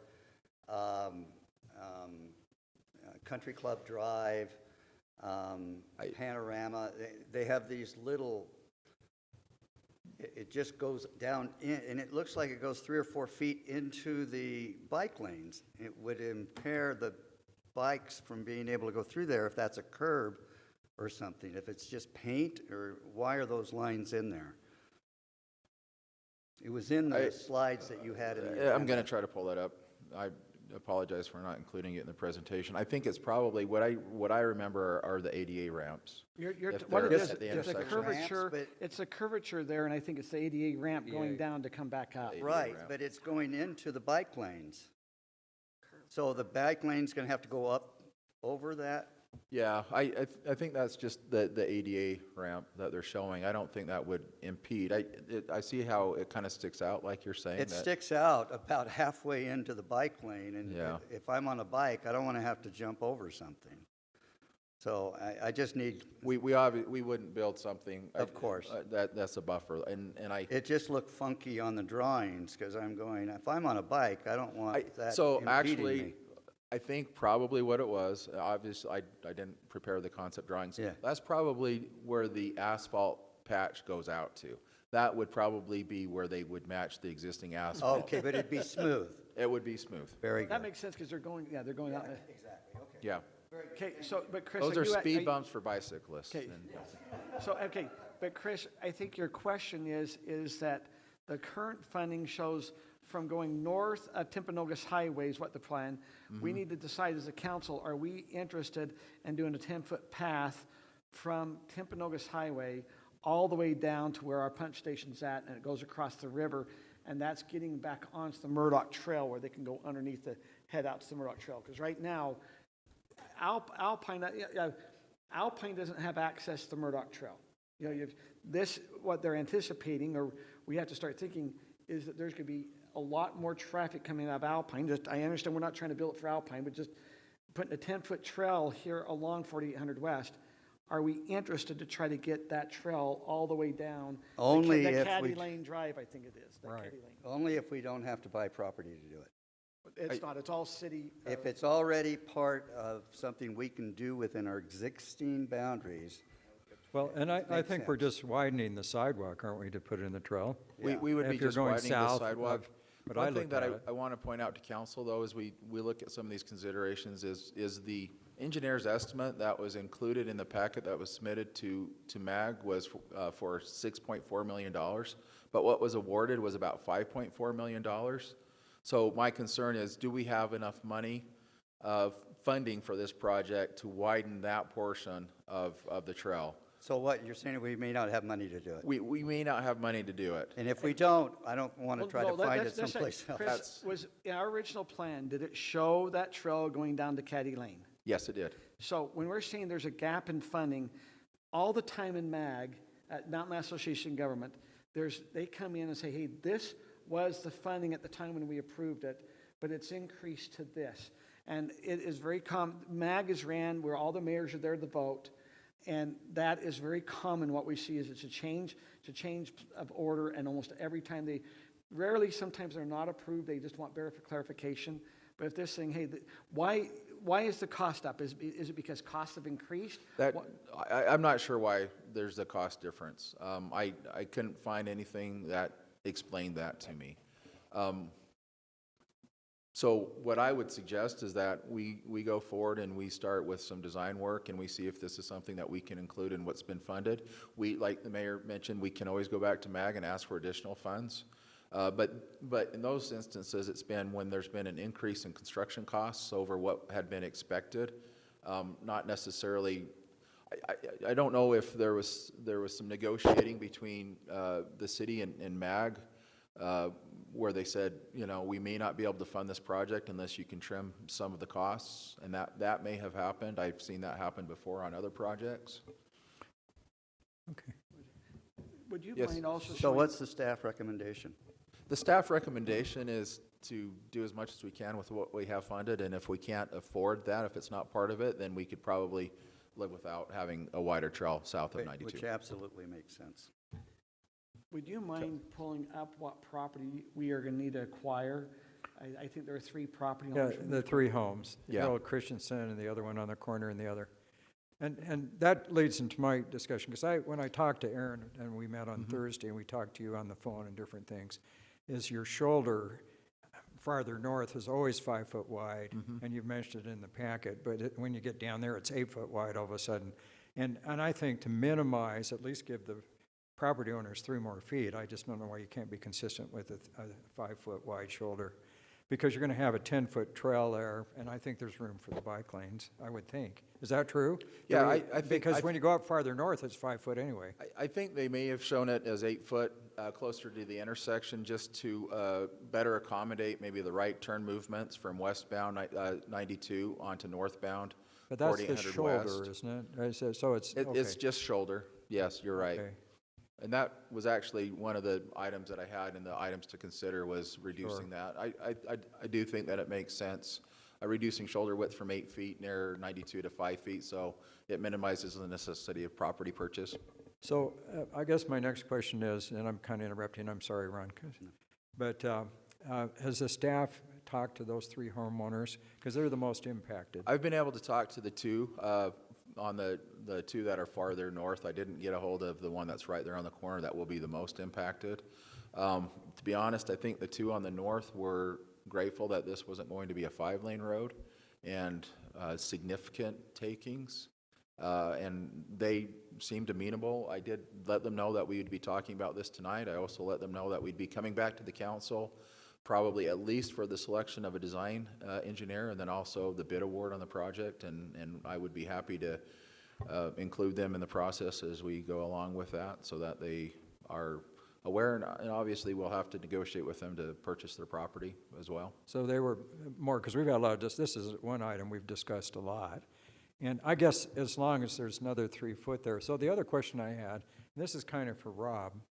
So all of a sudden, you're putting a 10-foot trail in front of my house, and you're expanding the road a little bit, and shoulder one thing or the other. Is there any provision in city code where those people could then kind of build a privacy fence? I mean, normally not, but we did a privacy fence over here on 5600 across from the fire station. We allowed that. I'm just wondering if that's an option for these folks, because I know from my previous experience and things, MAG is always generous with the money they pay for these properties, so I think they make things fair as best they can. It has to be, you know, assessed value and stuff. But is there a possibility that those people could have like a privacy fence along there if they so desired? Our current code doesn't allow it just because of the setback requirement. I know in the past, when we've done road widening projects, we had residents who were concerned that, you know, we're taking 5, 10 feet of their property and now their setbacks are reduced. And I know we agreed with them as part of the compensation package that we would treat their setbacks from their original property line. So there's things like that we can do as part of the negotiation. Something that just, I don't know that we could just approve a fence. I mean, unless we wanted to look at changing the fence code. But it's something negotiable, because if it was my property and I wanted to continue to live there, and I know the Christensens quite well, they've lived there a long time. If they want to still live there, all of a sudden you've got a 10-foot path. It would seem like you'd want a little bit of privacy still, since you're taking all your trees and all that stuff. I just wonder what options we have. We usually do have a discussion about betterments, and usually we come up with a number, and we say, okay, here's what you're entitled to, but some of this you can get in kind, because we can do more sometimes if we have our contractor out there, and maybe it's a better driveway approach, or something else that we can kind of do a little bit of trading with them to get something that's better for them overall. So we'll definitely be part of that. We did that same thing when we did 6800 West. We worked with some of those property owners on that fencing and what would kind of be with the height or things that way. That was part of the negotiating. So part of the negotiation is when it should be done. Are you hearing that? When the negotiation's being done is when it's to be discussed. And just to reiterate Scott's point about MAG being generous, that either MAG is very generous or we are very generous, because MAG plans to spend $20 per square foot for land that it acquires, and we are willing to sell land for $4.93 a square foot. Okay, with that, so we have talked to out of the 3 property owners, you've been able to talk to 2 of them. Correct. I believe the 2 that had their driveways more affected, who you've been able to speak with. We are going to have an opportunity, if they happen to be here, if they'd like to address the council, is as we look, none of the individuals, there's not any home taking, which I think if we were looking to do I think where the council's struggling is when they were looking to add a lane, we saw there might need to have been 1 home that was taken. And so I think that's where there's some sensitivity that came in. But this plan, is there other, I mean, I guess you're going to have to go negotiate. We're not looking at any eminent domain at this time. We're looking at negotiating with the property owners. Correct. Right. So as you go farther north and you get up to, there's a new development and there was an easement there. I'm trying not to mention names. I know who you're talking about, Scott. Okay, but that owner then put his fence way over in what would be the easement. Fortunately, it's a metal fence. I think it'll be easier to move. But I assume we'll have to purchase that property as part of the project. Yes. And he'll have to move his fence. And, okay, I was just curious. And that property owner's aware of it. We called and tried to negotiate through that, and I think they understand the process. Okay. So with that, council, do you have other questions that we need to? Well, I was trying to interrupt Scott so I could agree with him. So I agree on the 8 foot to 5 foot, Scott. That just totally makes sense. I can see a little bit where if it's making a turn, you want a wider path, but I think 5 foot's plenty along there. If it's plenty down the road, then it should be plenty there. I also wanted to maybe ask the council what their thoughts are on bike lanes along this road. That was part of the consideration when this was submitted, but now with the new state legislation, any bike lanes also means that we have to sign for no parking along this road. I would personally think that this is probably more likely to be used by bikes than people parking in front of their homes along here. Why would you park there? Yeah. I just want to make sure that, see how the council feels about that and make sure that we agree. It's hard for me to make a decision here that's going to take somebody's right to park in front of their home away. So I'm not ready to make that decision tonight. I just learned about this yesterday when my discussion with Aaron. Because that is kind of a big deal not to be able to park in front of your house. Now, having said that, that's a very busy street, thanks to Pleasant Grove Boulevard and Lone Peak High School. Between the two and the Alpine access, that's extremely busy, far more so than Alpine Highway, which I wish more would go down Alpine Highway, but they don't. They come down here. So I really can't make a decision tonight regarding red. Okay, so let me just ask Chris. I'm looking at it goes, I'm just going to start where on the west going to the east. 5 foot shoulder on the west, 11 foot lane, 12 foot center lane, 11 foot lane, 5 foot shoulder, 10 foot path. Where are you talking a bike lane? It would have to be in the shoulder. It's in the shoulder. Oh, in that 5 foot shoulder. Yes. Okay. Now let me ask you, why would the individuals not be safe on a 10 foot path on a bike? And Maybe they're going faster? And they're going to be going on it quite a bit. I think people who use bikes for commuter like to They don't stay go out on near the trails. travel lanes, the traffic lanes. I think more residential use, they'll use the multi-use path. I mean, that is why they call it a multi-use path, because you're supposed to be able to bike on it and walk on it and maybe golf carts. And I don't want to also divert, just as we're talking about bike paths, I learned, and I guess I really did not understand this last week, that there is a plan, and it might be way in the future, to put bike lanes along SR 92. That'd be amazing. The There's UDOT actually has it in their plan. When we were talking about why these homes, I'm going, so I know a lot of people go down SRNA too, and I know I keep saying about Alpine, but Alpine, I would assume this is how they're going to come to go up the canyon or to go down to the Murdoch Trail, which the Murdoch Trail is one of the heaviest trails being used in the entire county. I mean, probably in the state, it's really heavily used. And so I can see the bike trails where people are going to be biking. I think your question, Chris, is do we want to red stripe it? So, and I'd love to hear from some of the public that are here that might have a, so you guys understand what we're talking is then on 4800 West, we would red stripe that, and they would not build a park on that, correct? If we're going to put a bike lane in, it actually doesn't matter whether we red stripe it or sign it. It is illegal to park there. I'm supportive of putting a bike lane in, restricting parking on this area. This is an area that's going to be used by bikers. There needs to be a safety feature there, and also we didn't widen it like we were supposed to, and the residents fought against that. And so by restricting parking along this area, it'll make it safer, not just for, road congestion, but also bikes. So absolutely restrict parking, put bike lanes there. Can I ask a question? Because I've wondered a lot about this. So you've got bikers coming from the north in the bike lanes that we're discussing. You got this 10-foot path. What kind of safety precautions do we use to get people across Timpanogos Highway? Because you've got people going to turn here and turn there. Are the lights going to be set that the people can actually, if you're on foot, get across there? Yes. Because with all the turns and different things, it seems like it's kind of complicated.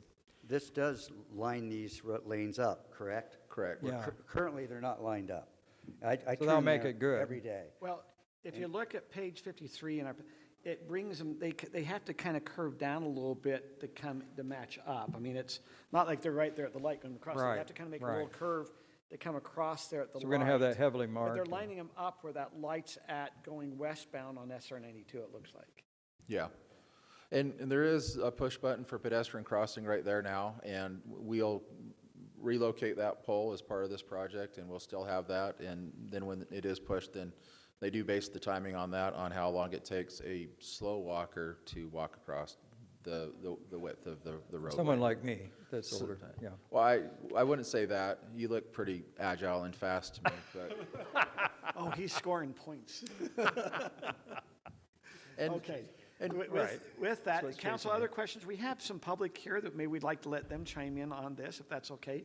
So at this time, I'd like to open it up. Is there any public here that would like to come address this item on 4800 West? So 4800 West is North County. I think Yeah, sometimes North County Boulevard that turns into 4800, turns into Canyon Crest if you're in Alpine, things that way. Is there anyone who'd like to come and address the council? Mrs. Christensen, which I'm glad you're coming to address. We have Ms. Christensen. Can we have her first? Okay, go ahead. My name's James Sampson. I just heard about this tonight, but I do want you to know that I ride my bike down that road north, from the north to the south, and it does narrow right in that area. I get a little nervous in that area to the point where I actually am really hugging the property line just to get through there. And another thing that you should know is I always will use the crosswalks on my bike there because those corners are kind of blind. If you're on the west side and you're crossing to the south, the people who are coming from the north to come around that corner can't see the people who are standing there. And I'm just saying that widening that might make it a little bit easier for people to see the people who are trying to cross that road. Same on the east side. People who are coming west, who are turning north, can't really see the people who are standing right there waiting to cross that road. And just some data points that I thought I'd share so that you can make a good decision. Thank you.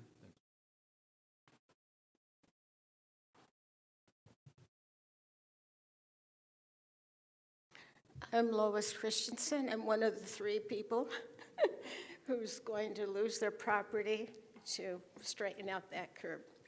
And I never thought of it before. We've lived there 34 years.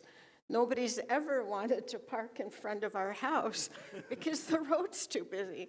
Nobody wants to open up their door with all the traffic coming by or put their kids in and out of the car on that road.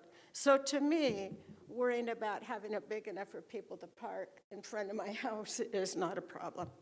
I'm really not happy with the 10-foot path, but I'm not sure I can do a lot about that. But I'd be happy if you just left us alone, but I know that's not going to happen. But consider the fact that the 3 houses right here, nobody's going to park in front of our houses because of all that traffic on that road. And whatever you can do to keep it so that we lose less property would be appreciated. Thank you. Thank you. So can I just ask a quick question? Yes, yes. So would you and Harold be willing to come in and kind of work with the staff and just say, hey, these are some things we'd like to negotiate about a little bit? Because I think it's important. You've lived there a long time. This does take a big chunk of your property. I don't think the traffic will be any more than it is now, hopefully not. Well, I hope not. Yeah, but at the same time, we want to be fair to you. And there is that trail, and you'll probably use that trail, but at the same time, it really cuts your front yard back. I have talked to Andy once before. I don't remember when it was. Talked to him, gave me some idea of what might maybe happen, and Chris is the new. he went and talked to us yesterday. So we're kind of aware of what's happening. I don't know about my other neighbors. We're kind of the middle of the 3 properties, and the people on the corner don't live there. So I don't know what they're thinking, and the people on the north side of us doesn't want to live there. So we're the only ones that I think are really personally affected. And I'll be happy to have a meeting and just come talk to somebody. Yeah, because I think we want to be fair. Okay, thank you.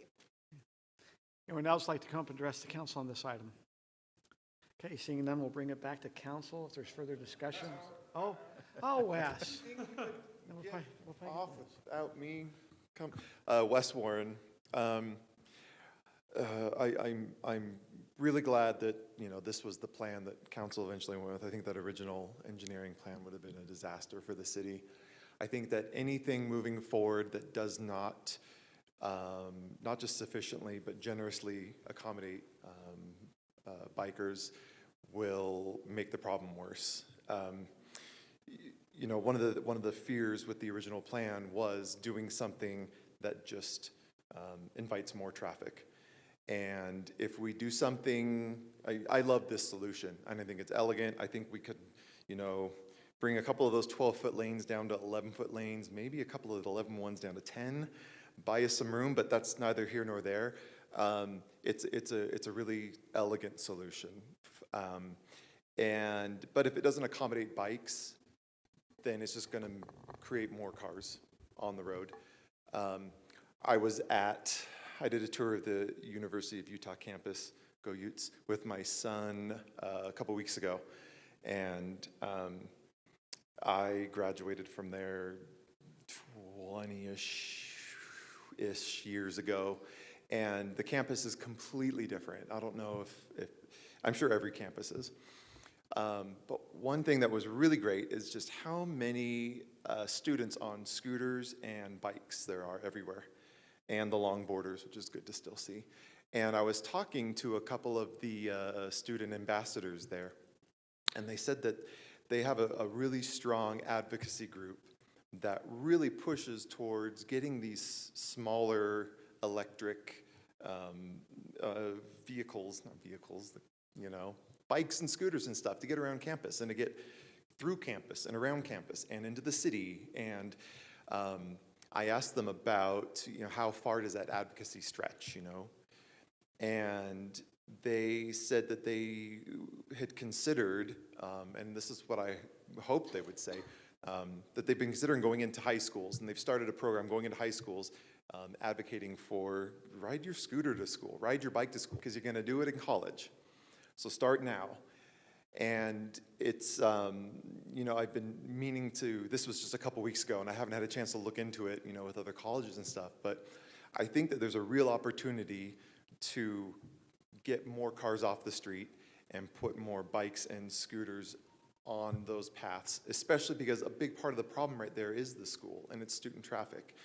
And I think that bringing in these college and university groups to kind of ring the bell and to sound the alarm means a lot more than old people going in there and telling them, get out of your cars and shaking fists and yelling at clouds. So, but yes, please prioritize the bike lanes. They're very well used right now, and they will be in the future. Thanks. So, Chris, I'm just kind of looking at the whole plan, going all the way up to Alpine. We start at 8 feet, then we go to 5, and then Alpine even goes down to 4. And I think we just need to understand there might have been some reasons in the design if this is a little bit of a choke code way they had the 8 feet. I mean, I think we want to go to 5 if it's the safety way. I don't know why it was designed that way. It's kind of interesting seeing the corridor just progress and changes. I noticed that too, and I wasn't sure what the background on why it went down to 4. I would be a little bit nervous having 11-foot lanes because those are a little bit narrower than typical 12-foot lanes, and then you've got a 4-foot bike lane next to that. I don't trust traffic a whole lot, but I'm also not one of the, commuter bicyclists, But who did the plan? Because once you get up by Alpine, also it changes in it goes a lot smaller in their shoulder. Yeah, and I think that might be something that we work through. These concept plans were put together by Andy and Jed Nielsen, who was the city engineer at the time. He's no longer there. Andy's no longer here, so that's why I wanted to ask a few questions of the council. We'll get a design engineer on board, and we'll go through and really fine-tune this as we go through the design on it. There may be some changes from what's shown on this, depending on what their feel is right now and how much availability they have. And I want to correct my previous statement about the bike lanes and restricting the parking. It's clear that it's too narrow for anybody to park there. If somebody parks there, it's going to be dangerous. So I am fully in favor of the bike lanes through there. Thanks. So, Chris, what do you need from our decision here? I think if we want to go forward and approve the interlocal agreement, we can come. Do we need to put down, as part of this also, we will restrict it? I don't think so. I think, we want to just look at this because we will have other, when we select the design contractor, we will come back to the council. So if there's any changes, what I was just looking for is maybe kind of a thumbs up or a thumbs down on those items. And I think I've gotten it. Yep, thumbs up. I'll make the motion. So I move that the Highland City Council approve the interlocal agreement between Utah County and Highland City for the funding of improvements along 4800 West with stipulation that we see more design as we've talked. Okay. I'll second. I have a motion by Scott, second by Kim.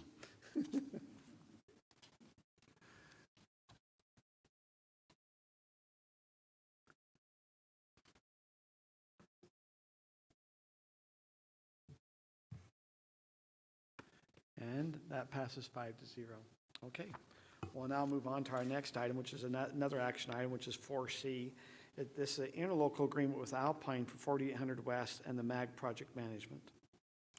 So the 4800 West project that we just talked about, this is just formalizing an agreement between Alpine and Highland on exactly how the 6.77% match will be divvied up between the two of us, really just based on the amount of project that are in either city. There's a required match. The total funding from Utah County is just over $5 million. So between the two cities, our 6.77% is $369,726. We'll do that proportionate to just what the costs are within each of the cities of the between the two with this project. And the Alpine City Council has approved this agreement at their last City Council meeting. So. I'm not sure that there's much more that needs to be explained, but wasn't the $5,091,523? Wasn't that 5.4 in the previous slide? It's 5.4 includes the city's match. Oh, got it. So okay. that's. Is there any other discussion on this item? So we can't tie this to the Lone Peak Safety District discussion? I was going to say, I'm in favor of this. This is all part of an interlocal agreement with Alpine. If you want to now discuss things, let's go. I'm in favor of this, but I want it to be noted that we're being a good neighbor because some of the increased traffic comes from Alpine, so we're being a good neighbor to absorb that cost. I agree. Rob, looking at the ILA in this case, it talks about notices, it talks about mail or email being acceptable methods, but doesn't include any addresses or email addresses. If Alpine had not already approved this, I would just have moved to add that section in. Is that something that is important or maybe nice to have?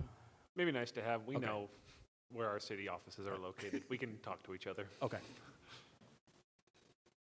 Then we'll need a motion to approve this. Oh, actually, we have it, so we'll go ahead and go to vote.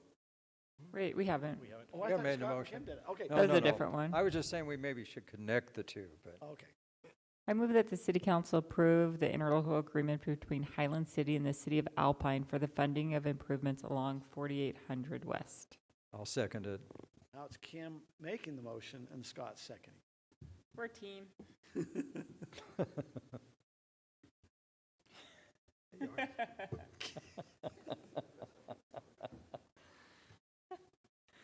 That passes 5-0. Don't assume too much.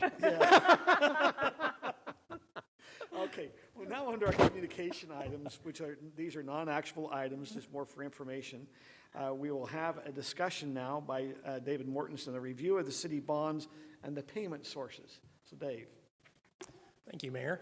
Appreciate having some time tonight. I apologize for the amount of information that is on the screen and how small it shows up, but I hope that those that are watching can read it.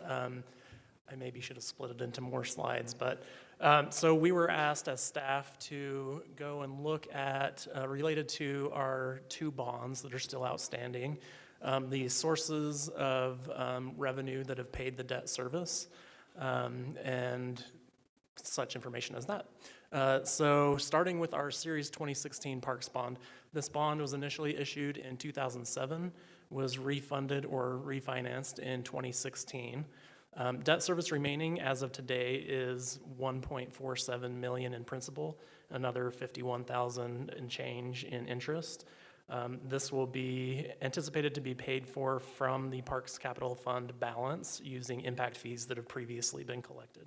Now, can I just say, my understanding is we have collected enough impact fees right now.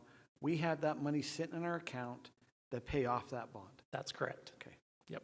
And so the bond will be paid off in 1 year. Yeah, September 2027, we will make the final payment on that bond. There's one more interest payment, or one more principal payment, September of 26, of about $500,000.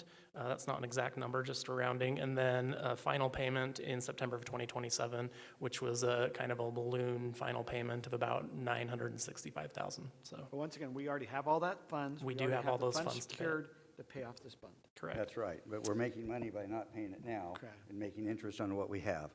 Yep. Having said that, the wording here scares me a little bit because I've been thinking, okay, this is going to be great when this debt's paid off because we won't have that debt anymore and we'll have more money. We won't. We will not. So we need to make it clear that this looks great, but I hope the residents understand that we're paying for this from impact fees. Yeah, the debt was paid with impact fees collected. So the next couple of bullets the next bullet talks about that. There was an IFFP in 2015 and one in 2020 that both listed this debt service as eligible impact fee buy-in. In 2023, the IFFP was amended where the buy-in was removed because we had collected enough at that point to pay off the bond debt service. Well, it only so took me about 20 hours that, of study to understand that. Yeah, from that time on, all of the impact fees that we've been collecting are for future capital improvements within our park system. Have we done a study on the impact fees? So if you go look at this entire bond of the entire payment process for the 20 years, was there ever a time that the city's general fund had to augment the impact? You know, we didn't have enough impact fees, and are we anticipating reimbursing that? You're feeding right into my next bullet point. So from the beginning of the bond period in 2007, the general fund has transferred to help supplement about $3.24 million to make these bond debt service payments. Unfortunately, because we are no longer collecting an impact fee that can be paid toward the debt service, there's currently no source of funding available to reimburse the general fund for those contributions. And then another caveat as well, even if there was, we would still be subject to the maximum 35% of reserve balance in the general fund that we would have to abide by. So there would be a possibility maybe we could transfer some, but only up to that 35% limit. Well, but we don't have to have 35%. Right. I mean, that's kind of the upper limits, but the bottom limit's like 6%. 5, yeah. 5, okay. And a lot of cities don't fund or keep reserve up to 35%. I talked to a former city manager of like Cottonwood Heights, and they kept their fund balance between 15 and 20%. So I think sometimes we get kind of real focused on that we can spend some of that if we need to. Yep. And maybe we need to spend some of it to reimburse the general fund. Well, so the 35% is not related to the capital projects fund, it's just the general fund. So we would only be able to reimburse from capital to the general fund up to the 35%. So the capital projects funds have no limit. We can build up funds in there in order to cash pay for capital projects in future years. Can I just come back to your bullet points at the bottom? Okay, so we had paid out of the general fund 3.24 million, but you're saying there's currently no source of funds from which can reimburse the general fund. So there's no way to get back that 3.4? Right, because the impact fees that we've been collecting since 2023 are restricted for future capital improvements and not for the debt service payments. Up through 2023, we had collected all of the impact fees that we can for the debt service, and we've been holding on to that to make the debt service payments. But the money we have currently in the fund balance is made up of enough to pay the debt service, and then we have about $1 million for parks projects, but that is restricted for those purposes and can't be refunded. Is there, and I just talking open, since we brought it out of the general fund, is there a motion or anything that the council could do to free up funds to start reimbursing back the general fund? Like I said, I don't know what source of funding that would come from the capital projects fund. So when we redid the IFFP in 2023, because we wanted to be able to use funds to help build Highland Family Park, we said, basically what we said is we've had enough funds from other sources. The impact fees we are now collecting are for future parks, they're not for the bond, and so essentially that removed our ability to pay ourselves back. Now we can always do a new IFFP, and we need to now that Highland Family Park is nearing completion, and we can revisit that, but it's hard to say at one point, we're collecting impact fees for the bond payment, now we're no longer collecting it for it, but then what we would have to then say is now we are collecting for it again. Yeah. It's not hard to say that. We were once doing it, now we did this other, now we go back the other way. I just said it. Yeah, I don't see any problem with going back and doing that either, because the general fund has basically paid $3.24 million for debt service. And we used part of the money for the debt service to build a park. I just think there ought to be some way that we can recompensate on that. It's something that we can look into as we redo or amend the IFFP, restudy that. So that's again, we would have to maybe do it incrementally each year because we would be bumping into that reserve fund balance maximum in the general fund. And with that 35% limit, that we could, let's say we recoup the entire $3.24 million in 1 year. We're not going to, but just we could transfer that to the general fund, which would put us well above the 35%. However, move that out into a different capital. You could move it into the building or the roads moving it capital. from parks into roads or You something. could. Okay. Correct. I should know this, but when these bonds were issued, what was the term of the bonds? 30-year or? 20. 20-year. Yep. So it was 2007? Yeah, so the refunding of the bonds did not change the term. They're still being paid off in the same term. It just reduced the interest rate because rates were lower at the time of the refunding. But that was because we transferred the 3.24 in 2007. Is that when these bonds were issued? Just since 2007, over the years. So it's been in pieces. Got it, okay. Over the last So they're a 15 years. 20-year, which is essentially saying this project will impact us for the next 20 or 30 years. Let's not pay for it all right now. Let's get a bond and pay for it over that 20 years. Right. And I believe it was a land purchase, if I'm not mistaken. Yeah, okay. That was the use of the bond funds. It actually purchased the Highland Family Park property, and it purchased the Spring Creek Park property. Well, and then the other bonds that we're going to talk about build this building. But originally, there were 3 bonds. There was an irrigation bond, which was paid off in 2019. Right. Yeah. Okay, moving on, next slide, Jay. So our Series 2020 building bond, which was just mentioned by Councilmember Scott Smith, this was originally issued in 2006, refunded 2 times in 2015 and again in 2020 to take advantage of lower interest rates. The remaining balance is only $419,000 in principal and then about $4,500 in interest. This will be paid off a year from now, September of 2026. We'll be making our final payment. The building capital fund does have enough fund balance currently to pay the remaining debt service. This is largely due to a transfer of excess general fund balance that we needed to move somewhere because of the 35% limit. We moved a portion of it into the building fund, knowing that we would use it to pay this final debt service payment. For this one, only a portion of this qualified for any impact fee reimbursement, and it's the portion that was related to public safety. We collect a fairly small public safety impact fee. There was a buy-in component in the 2020 impact fee facility plan that allowed us to use only 6%, reimburse up to 6% of the total cost of the public safety facilities. The reason for this is that 6% represents the future development that would be using the buildings. So that the dollar amount only added up to about $527,000 that we could collect impact fees to help with the debt service payments. In the data that I've been looking at over the last couple of days, it appears that we've already collected that amount. I need to look further into it to confirm that and get the dates all exact. But in just high level looking at it, it looks like we have probably already collected that amount.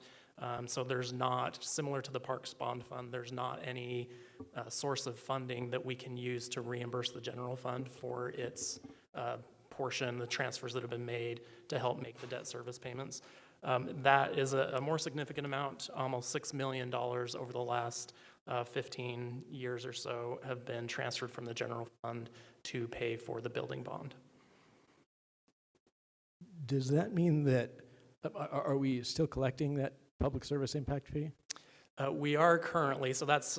yeah, does that mean that we either need to take a look at the IFFP. If it happens that we've collected too much, it'd be kind of a similar situation to the roads impact fee, where we would have to reimburse a portion of that to developers. So, but the bottom line here, David, is this, the general fund has paid $9 million into these bonds. Mm-hmm. And I think we're just saying because the impact fees run out or we don't get those, we can't use those to pay off these things. Certainly it made sense for the park bond, but I think we need to look at some way, even if we don't keep a maximum of 35%, to find a way that a little bit by little bit pay down the general fund. Don't you think, Mayor? I don't know. I think it's kind of, the general fund spent $9 million paying off these bonds. Why can't we compensate some way? Yeah, in my mind, it depends on how you view the capital project funds. I view them almost as part of the general fund, but they're only for the capital portion. And we're having to move money out of our general fund into these capital projects funds on a regular basis just to keep our reserve balance below the maximum. So to me, reimbursing from that capital projects fund to the general fund, I don't know. I mean, we could do it just if there's excess. If we've transferred too much in 1 year and maybe we don't see any projects that we need, we could transfer some back in. I could certainly see that. But yeah, I don't know. So here's my question. So do we pay on an average about $425,000 towards this bond, or is it $850,000? This bond in particular is about $430,000. Okay, so each year we pay $430,000. I think the question we have is, after this is paid off next September, is that going to free up $430,000? I understand maybe someone's coming from the public safety. How much money will be freed up that because we don't have this bond, then it becomes free for... Yeah, we won't have to pay close to $1 million in bond. Yeah, there have been regular transfers from the general fund. Recently, in the amount of about, they're about $350,000 to $360,000 a year. In 2026, for the budget that was adopted in June, we did not have a transfer. So years from now forward would be similar to the budget for 2026. So there will be some funds freeing up, which we had been paying in years past. This will free up. Right. Going forward, about $430,000. Right, the concern is that in fiscal year 26, we didn't transfer, and that was eaten up by new things in the general fund budget. Specifically, the public safety increases took up a big portion of that, so it may not feel like we have a big decrease there. What you're saying is that as costs keep going up, that 430, we've not raised taxes, and there might be a little buffer, but at some time it might catch up. Yeah. Well, it's saying it already did catch up, right? Because in fiscal year 25, we were transferring money. In fiscal year 26, the budget we just approved, there are no more transfers, meaning that money has been eaten up. The money that was going to pay these bonds from the general fund has been used. So who's eating too much? There's the question, Aaron. Who's eating too much? Well, as we talked about earlier and, as part of the budget process, right, we approved some changes for public safety this year, and I'm not saying that they were a bad thing, but the number we try to stick to for how much of the general fund you're eating, that number's grown, and part of the reason we've been able to absorb that is because of, look, now we're not having to transfer money, right?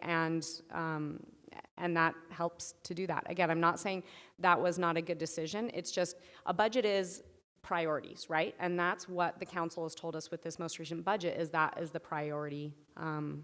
That has been a greater priority for our general fund revenues. Other questions on the building bond? No. Thanks for the details. It's very helpful. Yeah, I would just add one more clarification, I guess, as far as if we were to transfer money from these capital project funds back into the general fund. I already mentioned the 35% reserve balance maximum that we would be bumping into. We would also have to make sure that whatever funds we are transferring were not impact fees that were collected for another purpose. It would have to be maybe transfers that we made in a previous year and we have excess that we don't need, we could transfer back. But I'm a little confused because you just said there won't be any impact fees. Right, for public yeah. safety, yes, we would likely Right. just stop collecting the impact fee. For parks, we are continuing to collect an impact fee for other uses. Oh, okay. I appreciate all this clarification and work. I can promise you I don't understand it as much as I want to, but it really does help. Okay, well, I will now move on to item number 5B, which is the grass-filled rental policy, and that will be, hey. All right, thank you, Mayor and Council. So recently, within the last year, we've been making progress on updating our policies regarding rental of city facilities, like the community center, and most recently, baseball fields. And so this is the last component to bring those all so that they all match. They have similar language. Our fees are competitive and updated with other cities, and that we are also making sure that what we're doing matches with current practice. Like, for example, this policy was last adopted in 2017, or last updated. A lot's changed since then. Like, for example, with the facility rental policy, we needed to update that so that it matched our financial guidelines. And so that's part of what this is, but really what we're trying to do with the grass field policy is update it so that we have a better idea of who can rent what and reserve what fields. Right And these now, fields don't have pavilions? this is not pavilion rental. Right. This is just the this grass is just grass field. field rental Got it. is what we're Okay. talking about. Mainly for soccer practice is what this might be, or I suppose you could do a baseball practice if you're okay with not having an actual field, if you're just doing outfield practice, whatever. I don't know. So we have, right now, we have 4 categories. What we are presenting to you tonight is a streamlined proposal where we would have 3 categories. And you can see here on this slide, this legend outlines the 3 categories. We would have Community Field 1 designation, where you would have at least 25 stalls for parking, and there would be restrooms available, whether they are permanent restrooms or long-term temporary restrooms, like we do at Lone Peak soccer fields. And those are all marked in gray, as you can see on the map here. In the light blue is Community Field designation number 2. That's with 15 stalls. Restrooms may or may not be available based on, like, these are usually temporary restrooms or smaller parking lots. We're doing away with Community Field designation number 3, which was very similar to 2, but was in the last discussion that we had about this back in April, council indicated they wanted to do away with any age restrictions and just let teams decide what field was suitable for them. And so if we do that, then we would get away with or remove designation number 3, and then I guess designation number 4, which is neighborhood parks, would become 3. Neighborhood parks are marked in green, as you can see on the map, and those are fields that have no parking, no designated parking lot, parking stalls. You would just be parking along the road there, and they have no restrooms there, and they would not be eligible for temporary restrooms because they are in a neighborhood and no one wants to have porta potties in their neighborhood. Yes, we've heard about that.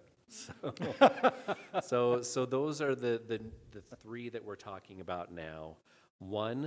Designation 1 would be available for both game and practice reservations because suitable parking and suitable restrooms are essential for that. Field or designation number 2 would be available for practices. And then the neighborhood green would only be available for practices as well. So your field 2 and field 4 are only for practice? Yes.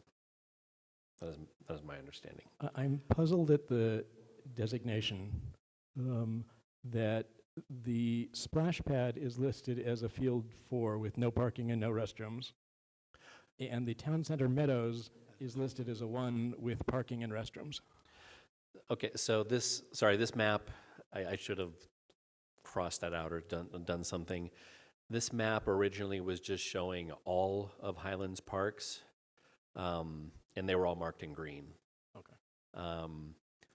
The splash pad has no field. You couldn't rent this and have soccer practice. So it's there and it's green, but that was just, I guess, an oversight on my part that is still on the map. I should have. But now 17 doesn't have bathrooms either. It has parking in a pavilion, but it doesn't have bathrooms.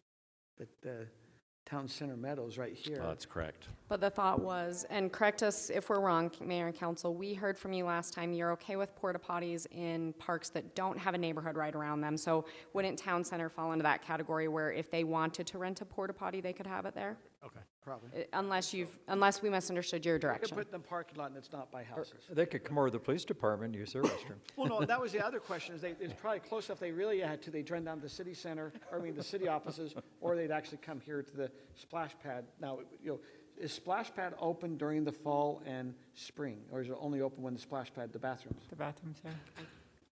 It's only the... I don't know the answer to that. Yeah, I don't, is it? That's a good question, because normally our restrooms are, open a little longer, but the splash pad's closed now. I don't know if the restrooms are still open. I don't know. Because we could have a little arrow and say, run fast. Well, little children, Mayor, respectfully, they're not going to make it that far. Okay. And so to your point, Doug, also Highland Glen has no field to rent, so that's also not. You'll see in the slides that I'm going to show the slides that I'm about to share with you only involve fields that have some sort of usable soccer field space. So here we are. These are the current fields that could fit into designation 1, and they're marked with the red circles on the map just to make them a little bit easier to see. We have Beacon Hills, Heritage Park, Lone Peak Soccer Fields, Mitchell Hollow, Town Center Meadows, and Highland Family Park. So these either have adequate parking and permanent restrooms, or could have temporary restrooms because they're not considered a neighborhood park. If any of you want to see an aerial view of these parks, I can click on these links here on the side. That each name of the park is in blue, and we could see that very easily if you would like. Yeah, let's see it. Brittany's shaking her head no, so I guess Scott and like Brittany it. will have to thumb wrestle or something to decide that one. Anybody have any questions or thoughts on this? Okay, moving to 2. These are ones that that right now are in designation 2, usually because the fields are a little bit smaller. These have, they could have parking, but in some of these cases, the restroom factor is not, like if you look at number 22 Wimbledon South, that's in a neighborhood, and we would not put a It is the same place, yeah. a restroom there. So- But Are these parks that are currently designated as 2, but we're thinking of changing them? yes. Okay.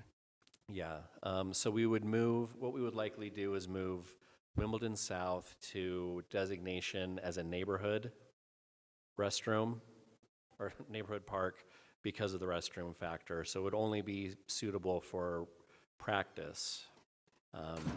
Beacon Hills does have a restroom now, so it would be moved into number 1, as you can see. Lone Peak Soccer Fields, those are temporary, and those could, but they could move into designation 1.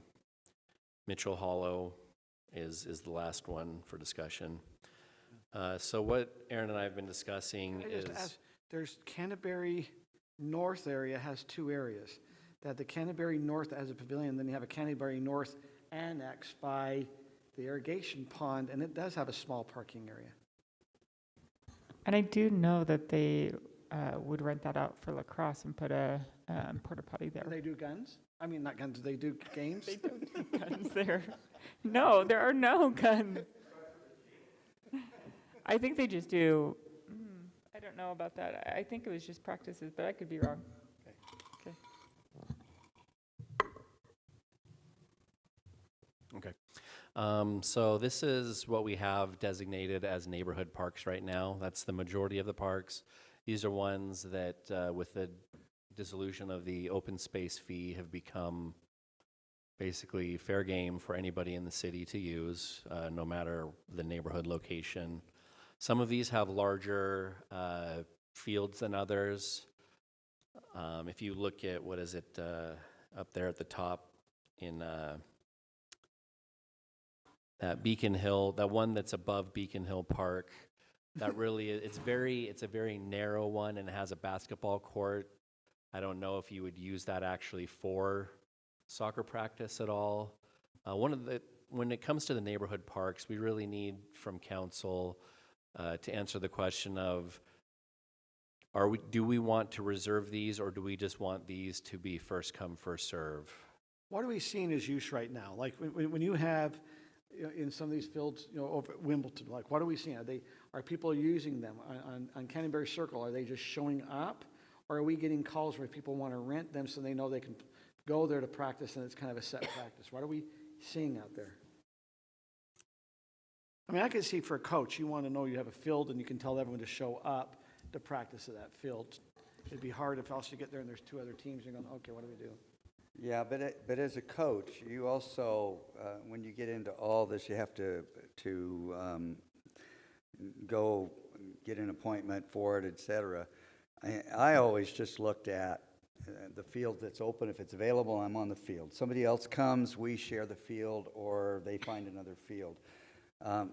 I kind of in favor of not organizing this and allowing free public use, if you will, even for a soccer coach, which I did a number of years. And the reality is just finding an open field for that practice is sufficient. I don't need to do all that. You work That's the full-time question. as a What's our coach? issue? Are we having issues right now? Yeah, and I don't know the answer to that. Do we? Jay, what are we hearing? What is everyone, and we haven't heard people saying they're having issues. I haven't had anybody Do complain. people know they can go practice there? I guess the next question, are people using the fields for practice, or do they think they're supposed not to use them? I know there's people in Viewpoint, there's twice a week they have lacrosse practice for 2 different teams. Are they coming from the Viewpoint area, though? I mean, how do they know about it? There's one kid, like, I think there's always like one kid from the neighborhood, right?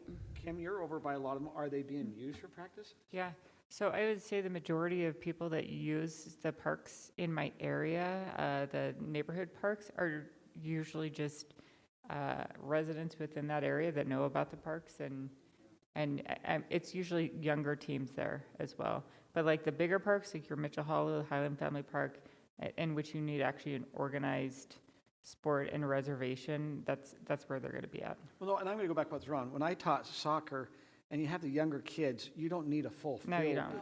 You can go in a little corner and do a kicking, Yeah. thing. And so maybe are we seeing them using? I guess the question is, do people know they can use them for show up and just practice? Well, I'd say some of them, but some of them, because of a number of reasons, including the open space fee, including previous council directions, right? Some fields actually have signs on it that say not for organized use. So do we want to leave those there? No. Do we want to take them off? Take them out. And just, essentially, staff just reserves, I think, field ones, right? Like if you want to confirm that you have a field, you can only do it on these, but then the rest of our fields are fair game, but they're free for all. It's And first come, I think first without served. taking the sign up, I think we've come up with something that says the sign, open play available, not games, for practice or things that way. Oh, practice only, no games. Practice only, no something. games. That's a good idea. Well, a lot of And you people. must say that city yeah. council is great 3 times. Absolutely. But I think in a field that's not reservable, you're not going to schedule a game because that's a risk.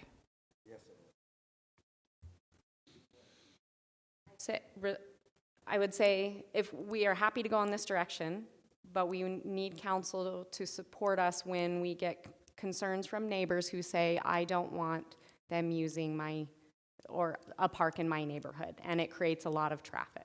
Then pay your fee, which they don't pay. Period. And we'll tell them if it's a game, absolutely they can't be there. We'll address that, but if it's a practice, they can be there. Yeah, it's public property. I support it. I mean, I have cars parked across from my street to use the park right across there and little practices, and I think it's great. I love it. These are public parks, and they need to be used as public parks. That's right. All right, well, Does that give clarity? that's really the direction that we were Is that looking a for little bit of a tonight. change than what we've done in the past? Like you said, we got some signs. So it's a little change. We're saying the parks are public, which the public pays for to maintain. And I understand in the past, and I think they've kind of pushed, but they need to understand these are all public parks, and this is for the public to use. However, we're saying you cannot reserve them for a game. We're not allowing them to be reserved, but they're to be used. But you can use them for practice. I think that's very practical. And so this is a discussion, understanding what council's looking for, and it will come back as a policy that we'll approve, and therefore you can hold that up to people and say, this is what council told us we have to do. Is that okay? So the parks on the map before you right now will be non-reservable, first come, first served for practice. Correct. The ones on this map will be able to be reserved for games or practice if they've not already been Correct. reserved otherwise. Jay, thank you for all your work on this. Yeah. This is a lot of work, and you've made it where I can understand that that's a big task. Now, I think the So big thing thank is once you. we've got to make sure our website reflects this so residents can go on and also see Yes. where this is at. So. Okay, so yes, we will be bringing this back with a revised policy document for you to review. It will also necessitate a change to code because we have a section of the code that dictates use of the fields. So, Okay. Very good. Okay. Well, now Is there any reason why we need to have that in code, and we can't simply adopt a policy and refer out to the policy in code? It seems like that's an awful detail level to put in our city code. It exists currently, and we'd be happy to repeal it, honestly. I think, you know, to make things a bit more clear and just say policies can take care of, field rentals, right? Yeah. Okay, Mainly right now, in the code is the designation, the field designations. So, guys, we are also now at this I'm going to time- be really quick, Mayor. One last thing that you guys asked, or direction we last received in this, is if they have porta potties there, they have to take them away when they're not in use. Respectfully, it would require a lot of removal and bring back. Are you okay with them staying there through the season? So that would be at Lone Peak and Town Center. I thought why would we remove them from Lone Peak? Because they're getting used, it was really used. Sorry, that's the direction we thought we received last time, and so we're just asking for clarification there if we misunderstood, or if you've changed your mind.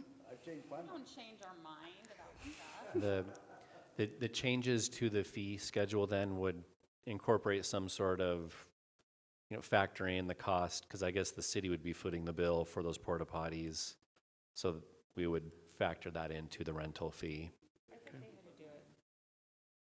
Well, if they're reserving it, Am I right? we build Well, I was that going to part say, of the right now rental we split with them. I bet we could still figure that out. Okay. Yeah, anybody who rents, basically you split the bill with us. So I think we could keep doing that. We still pay a portion, but they also pay a portion. fee. But Lone Peak Field, we have bathrooms like the beginning of spring all the way through the end of fall, because it gets heavy. But the only reason we do it is because of the renters, right? The rentals. And so Yes. we say, if you're going to do games there, you Correct. got to rent porta potties. Yeah, they're We'll helping split the pay cost for it. with you. Yeah. Yeah.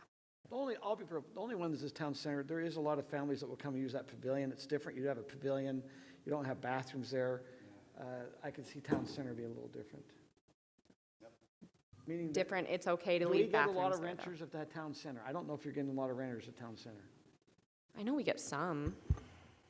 And maybe the pavilion could help. So, town center with the bathroom. You're saying it's based on if they rent it and they bring it in? Is that how they do town center?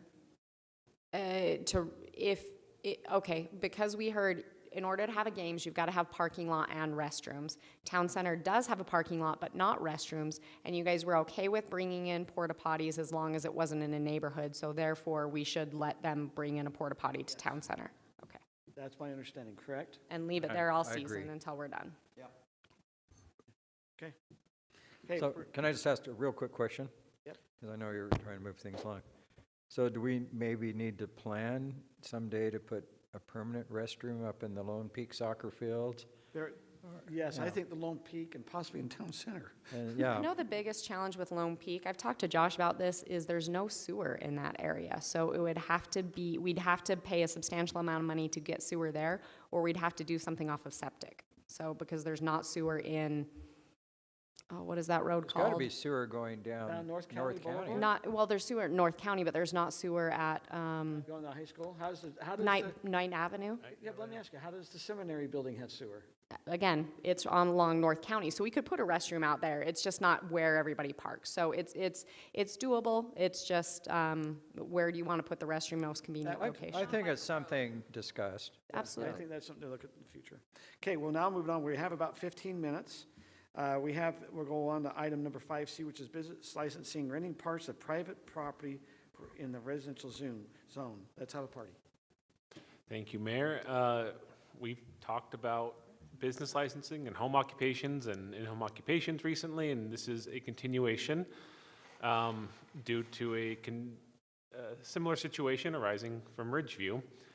We have had, on occasion, people ask to rent out portions of their property. You can go So kids, you might be interested. This is about renting for swimming pools in the neighborhoods. Yes, so there's a site called Swimply. It's kind of like you can rent out your pool to people publicly.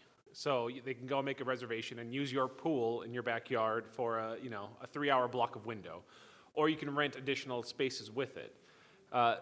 We've had this come up a couple of times, and we have rejected it as a home occupation because it's a commercial activity and it's using area outside of the house. We know there are about 4 or 5 that are operating, and we recently received a complaint about one. So we thought, we were talking about daycares and in-home instruction, let's also figure out our current practice is commercial activity, it's using the yard, it doesn't count as a home occupation, should be denied, and we'll enforce it. Do you want us to keep going that direction, or do you want us to look at, as part of this business license code, home occupation thing we're going to be doing next year, is there some interest saying, we're fine with people renting it out. The downside of it is, I mean, we get a lot of complaints about event center type activities. You know, people using their yards for, we've had some that, you know, weddings or large events. Now, it's a residential zone, you can have as many parties in your own yard as you want, but it does sometimes feel different if you're doing it, you know, to make money. To make money. You're now making your yard a commercial event space. So we have traditionally always said no and enforced that, but I wanted to get feedback from the council. There's a lot about this to think about. First of all, we do allow short-term rental Airbnbs and basement apartments. And so I feel like it's essentially the same thing. And then second, I mean, there are people that allow swim instructors and swim lessons in their pool, and essentially they're renting it to a swim instructor to teach multiple kids swim lessons all throughout the day. So I think once you start down this road of limiting something, you're going to start limiting other things. I mean, I'll be honest, I wouldn't want to live next to a neighbor who has a pool and rents it out every day to, you know, 100 people, and it's a pool party every single day. But at the same time, I have to recognize we do allow similar things within the city, so we need to take that into account. I agree 100% with that. However, and this isn't in our wheelhouse, so understand that. But I would think homeowners insurance would have a real heartache with that, of allowing public to come into private property. But that's between the homeowner and the insurance, so that's not what we're discussing here. What we're discussing here is more liberty. Yeah, this rental website. So I guess one of the concerns, what we've been looking at is traffic. Like you bring up about an ADU, I think one of the things we look at, hey, do you have off-street parking? You know, I know that when we do have, if we allow swim lessons, which is what our discussion was earlier, is that they do generate traffic. This party would generate traffic in that neighborhood as they rent it. And I'm sure there's some noise that they're worried about because people use it. One of the problems when they're recreational, if they're not the owner, they use it heavy because it's a one-time use, they use it heavy. And with that, it touches on the other aspect. There's a good reason why we have the rule about not allowing use of yard for home occupations. We've had, you know, we don't want people storing, you know, Alpine food storage, not to throw them on the bus, but like they had like tents and storage things in their front yard, and it became kind of it didn't look residential at that point. So there's a reason the city has historically said, we don't want that kind of activity. We want it to look like a home because it's meant to be a home. So not saying that's not a reason to not change it, just. Or there were pickleball lessons. We have a question about pickleball court usage, and we haven't found any specific rental, but if, say, someone had a pickleball court and you could rent it out, is that something we'd want to allow? Now, Councilmember Rodella brought up the good point, because I talked with someone who said, can I rent out my pool? I said, no. Unless you're doing in-home instruction, in which case you can. And that's what the pickleball gentleman is doing. He does instruction, or he sells rackets and lets them practice with the racket. So it's not a necessarily easy question, but that's why it affects the neighbors around it. So we've gotten complaints, and we've gotten interest from residents. So yeah, both.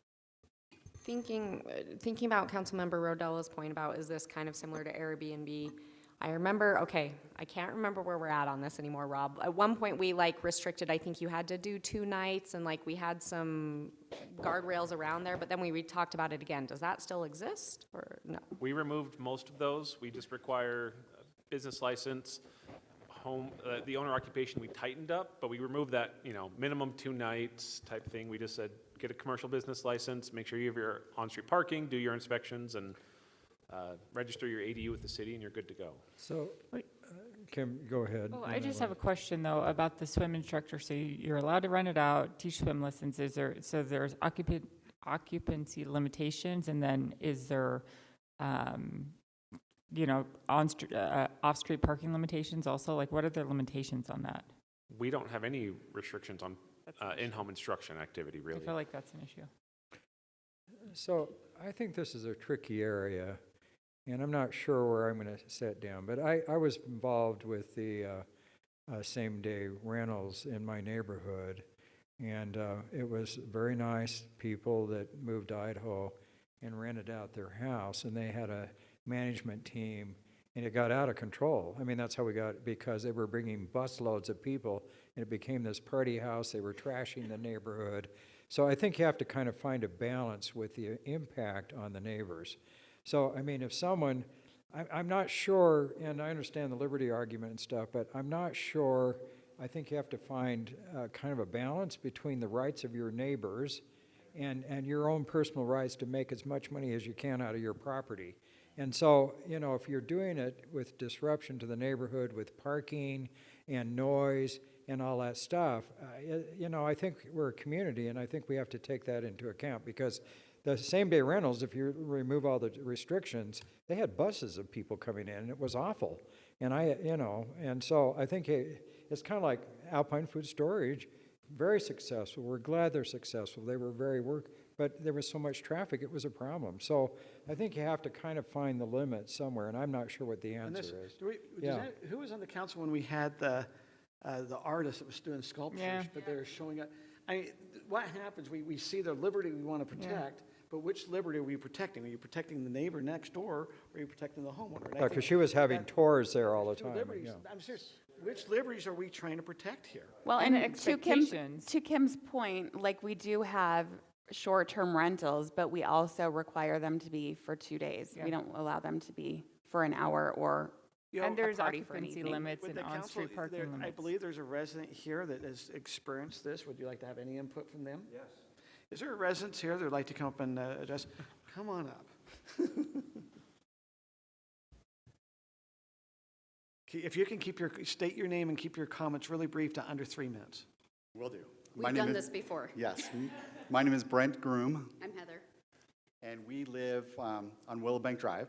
Next door. Next door to a person we're talking about, yes. We got to wrap this fast. We'll go very quickly, yes. And we have a little bit of a joke too, maybe. So I think the premise, it's good to have this discussion and think about, you know, the benefits and the rights of, you know, owners and the owners. But in this scenario, this resident applied for a license, a business license. They were rejected, and they willfully still went forward with this process. Which is a misdemeanor. And so it is a misdemeanor, Class C misdemeanor. So 6 months in jail per occurrence. They've done this now. In the last 45 days, they've rented it 16 times. Wow. Okay. Yesterday, I crawled off a plane from Paris. By the way, I'm super tired, but I'm here tonight.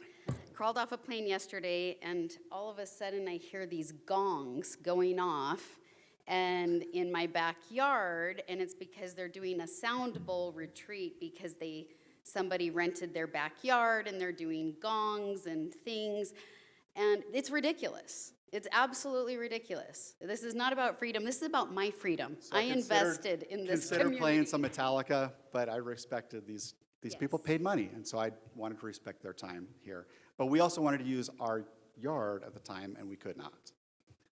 And so the question at stake right today is, will this be enforced? The law is in place. He was rejected. He's willfully doing this. I don't expect him to go to jail for 6 months, but I think something should be in place, cease and desist, stop immediately. Thank you for your input. Longer discussion for later that impacts the community, I think. But for right now, Right. This is the immediate need, and then I think the longer discussion. But I think it's important we always think of freedom of others, and we don't need to always be so entrepreneurial. Like if you know, Right. There's commercial zones. I do real estate. There are commercial zones for a reason. I wanted to sleep yesterday at 5 p.m. because I was tired. I couldn't use my pool, disturb others. We need to think about homeowners and people investing in this community as well. Yeah. So, And I agree, and I'm going to give you another example, because this goes on in my neighborhood, and it's a problem. We have a fellow that's renting a car repair area and hauls in about 12 vehicles, and we can't get up and down. If there was an emergency in our neighborhood, we could not get out, we could not get a fire truck in.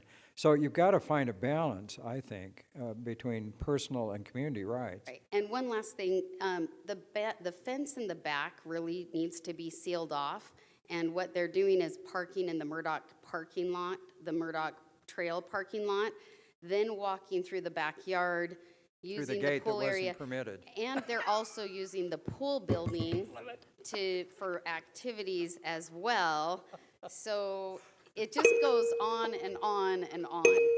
So anyway, This I is would the just gate that encourage we you to didn't permit, please right? get the fence. Get the fence Is up. code enforcement?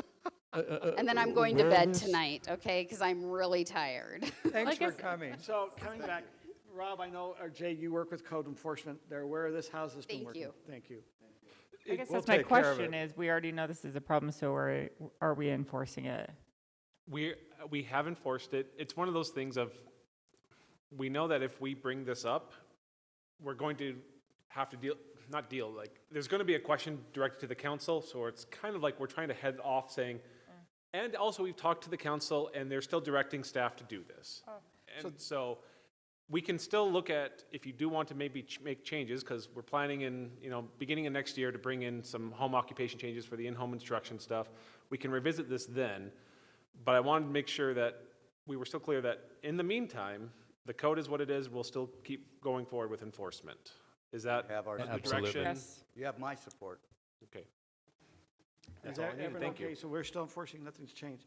Liz, I take it you'd like to address this. Please. It's Liz Rice. True story. About 3 weeks ago, I had 4 people, women, show up in my backyard. And they didn't ring my doorbell. And I came out my front door and I said, "Can I help you, please?" And they said, "Well, we're here for the pool party." And I said, "If you can see a pool in my backyard, then I want to have what you're having." I tried to make light of it, but what I found out was they were told not to ring the doorbell.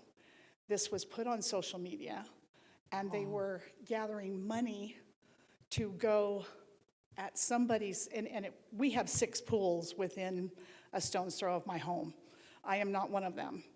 So they are gathering money, and I don't know if you consider that a rental, but, they had quite a few people that I understand from another police officer that they had to break up. I don't know if that is actually true, but I just would really be very careful. I also have a young lady in my area that uses a neighbor's pool to give swimming instruction. So, I see that, but I'd prefer not having a party of 400 people. Chief Williams, are you seeing any issues where you're getting calls because of disturbances or things that way? Or is this something that's even ringing on your radar right now? There's nothing on our radar about this particular behavior. Across the cities? No. So, okay. I think they have possibly called. Okay, I think staff, have you gotten kind of clear direction that way? Okay, guys, it is 9:01. Are we okay to get an update on election update? Okay, Stephanie, you got a couple minutes. Thank you, Mayor and City Council. I will be very quick. First of all, I just have a couple of dates that I want to review with you. Tuesday, October 7th at 5 p.m. is the candidates' financial disclosures that are due. This is for all candidates who are in the general election. On Thursday, October 9th at 6 p.m., we have our candidate debate. Senator Kirk Hollamore has agreed to be the mediator. We will be giving him more questions than what he will have time for, so he will be allowed to select which ones he would like to use. We are still encouraging the public, so the public who is listening tonight as well as who is here, we're still encouraging the public to submit questions, and that can be submitted to elections@highlandut.gov. I'll be accepting those until Sunday evening, October, oh dear, someone help me out, the 5th, the 4th, Sunday evening before the debate. Then just for your information, October 4th through the 14th through the 28th, the ballots will be mailed out starting on the 14th. And So then, can I ask, are they mailed out on the 14th, but they won't hit the houses before the 15th? they've said that they're starting to mail them out on the 14th. I've actually seen them come out on the 14th. So I think they are getting into the mail so that you have them on the 14th. Okay, that was my But question. in between those days there, you will be seeing them in the mail. That's good to know. And also your candidate bios. I hope that you all were able to get those posted on the state's voter information website. Those will be available for the public to view before the ballots come out. Sorry. Okay. Right before we go to closed session, just looking at calendaring, September 30th, we will have we're having a work session where we're to go visit up in the Beacon Hills area, considering encroachments in that area. And that's a Thursday night, correct? That's a Tuesday night. Tuesday night, okay. So it's 2 weeks from tonight. 2 weeks from tonight. As we look, we do have we have our next city council meeting on the 7th on the 8th. Well, at this time, unless something changes, we originally had it on the 30th of September. It got moved to the 8th of October, but now I understand that's a conflict for you, Kim, right? Yeah, I can't make it then. And I did move meetings for the 30th. So we got to be careful that we told everyone the 30th, and now we're trying to Yeah. accommodate. Okay, anyway, as we go forth, it sounds like the 8th is now hard for our situation. As we look, and Jay, help me out, I have down the trick-or-treat night is going to be where we do our city event on the 27th of October. Has that been confirmed? That's what the last email from Christina has Okay. that I received, is the 27th. Now, as we look into November, since we have elections, we have Veterans Day, our city council meeting in November is on the 18th. Right. November 18th. November 18th. Okay. We then have our last city council meeting in December will be on December the 2nd, unless there's a special one called. Okay. And I'll let you be aware of the Christmas party later on. Okay, with that, we will then have a motion to go into closed session. Before we do that, I wish I would have figured this out, but we need to say major kudos to the National Service Project and the 23 projects that Highland was blessed with, and the staff's involvement, Josh, all the staff, just major, major kudos. It was extremely well organized. It was well attended. A lot of work that benefited Highland City was done on that day, and it could not have come at a better time. We were all dealing with the trauma of a few days before. So to me, it was a healing day, and I just want to express gratitude and thanks to everybody involved in that project, especially the city staff. No, and I appreciate this. So we're last Thursday, we had the south area of Highland that did they did 2 park projects. I think they did the Wimbledon area, and they did Canterbury, or Mitchell Hollow. Then on Saturday, we also had a group that was over off 1900 North doing a big service project. They had about, I think each one of those had 100 show up. Yeah. But then we had a huge one going on at Lone Peak and down at the Highland Glen Park. And it was valuable. We had a lot of staff that worked both of those events. It took a lot of staff, but it also took a lot of those residents. It is a kudos. It was a lot of work. 23 projects. I mean, it was fantastic. I don't know if any of you walked into Lone Peak High School. They were packed. I mean, it was quite an event that's going on Saturday, but appreciate those of you that were there but that is something that is appreciated. Okay, we need a motion to go to closed session. Mr. Mayor, I move that the City Council recess the regular meeting to convene in a closed meeting in the executive conference room to discuss the character, professional confidence, or physical or mental health of an individual and pending or reasonably imminent litigation as provided by Utah Code annotated 52-4-205. I'll second it. And that's notice that the motion that's been displayed before you did not have down about the mental health or about things with employment. So that was done on that. So I have a motion by Doug, seconded by Scott. All in favor? Aye. Aye.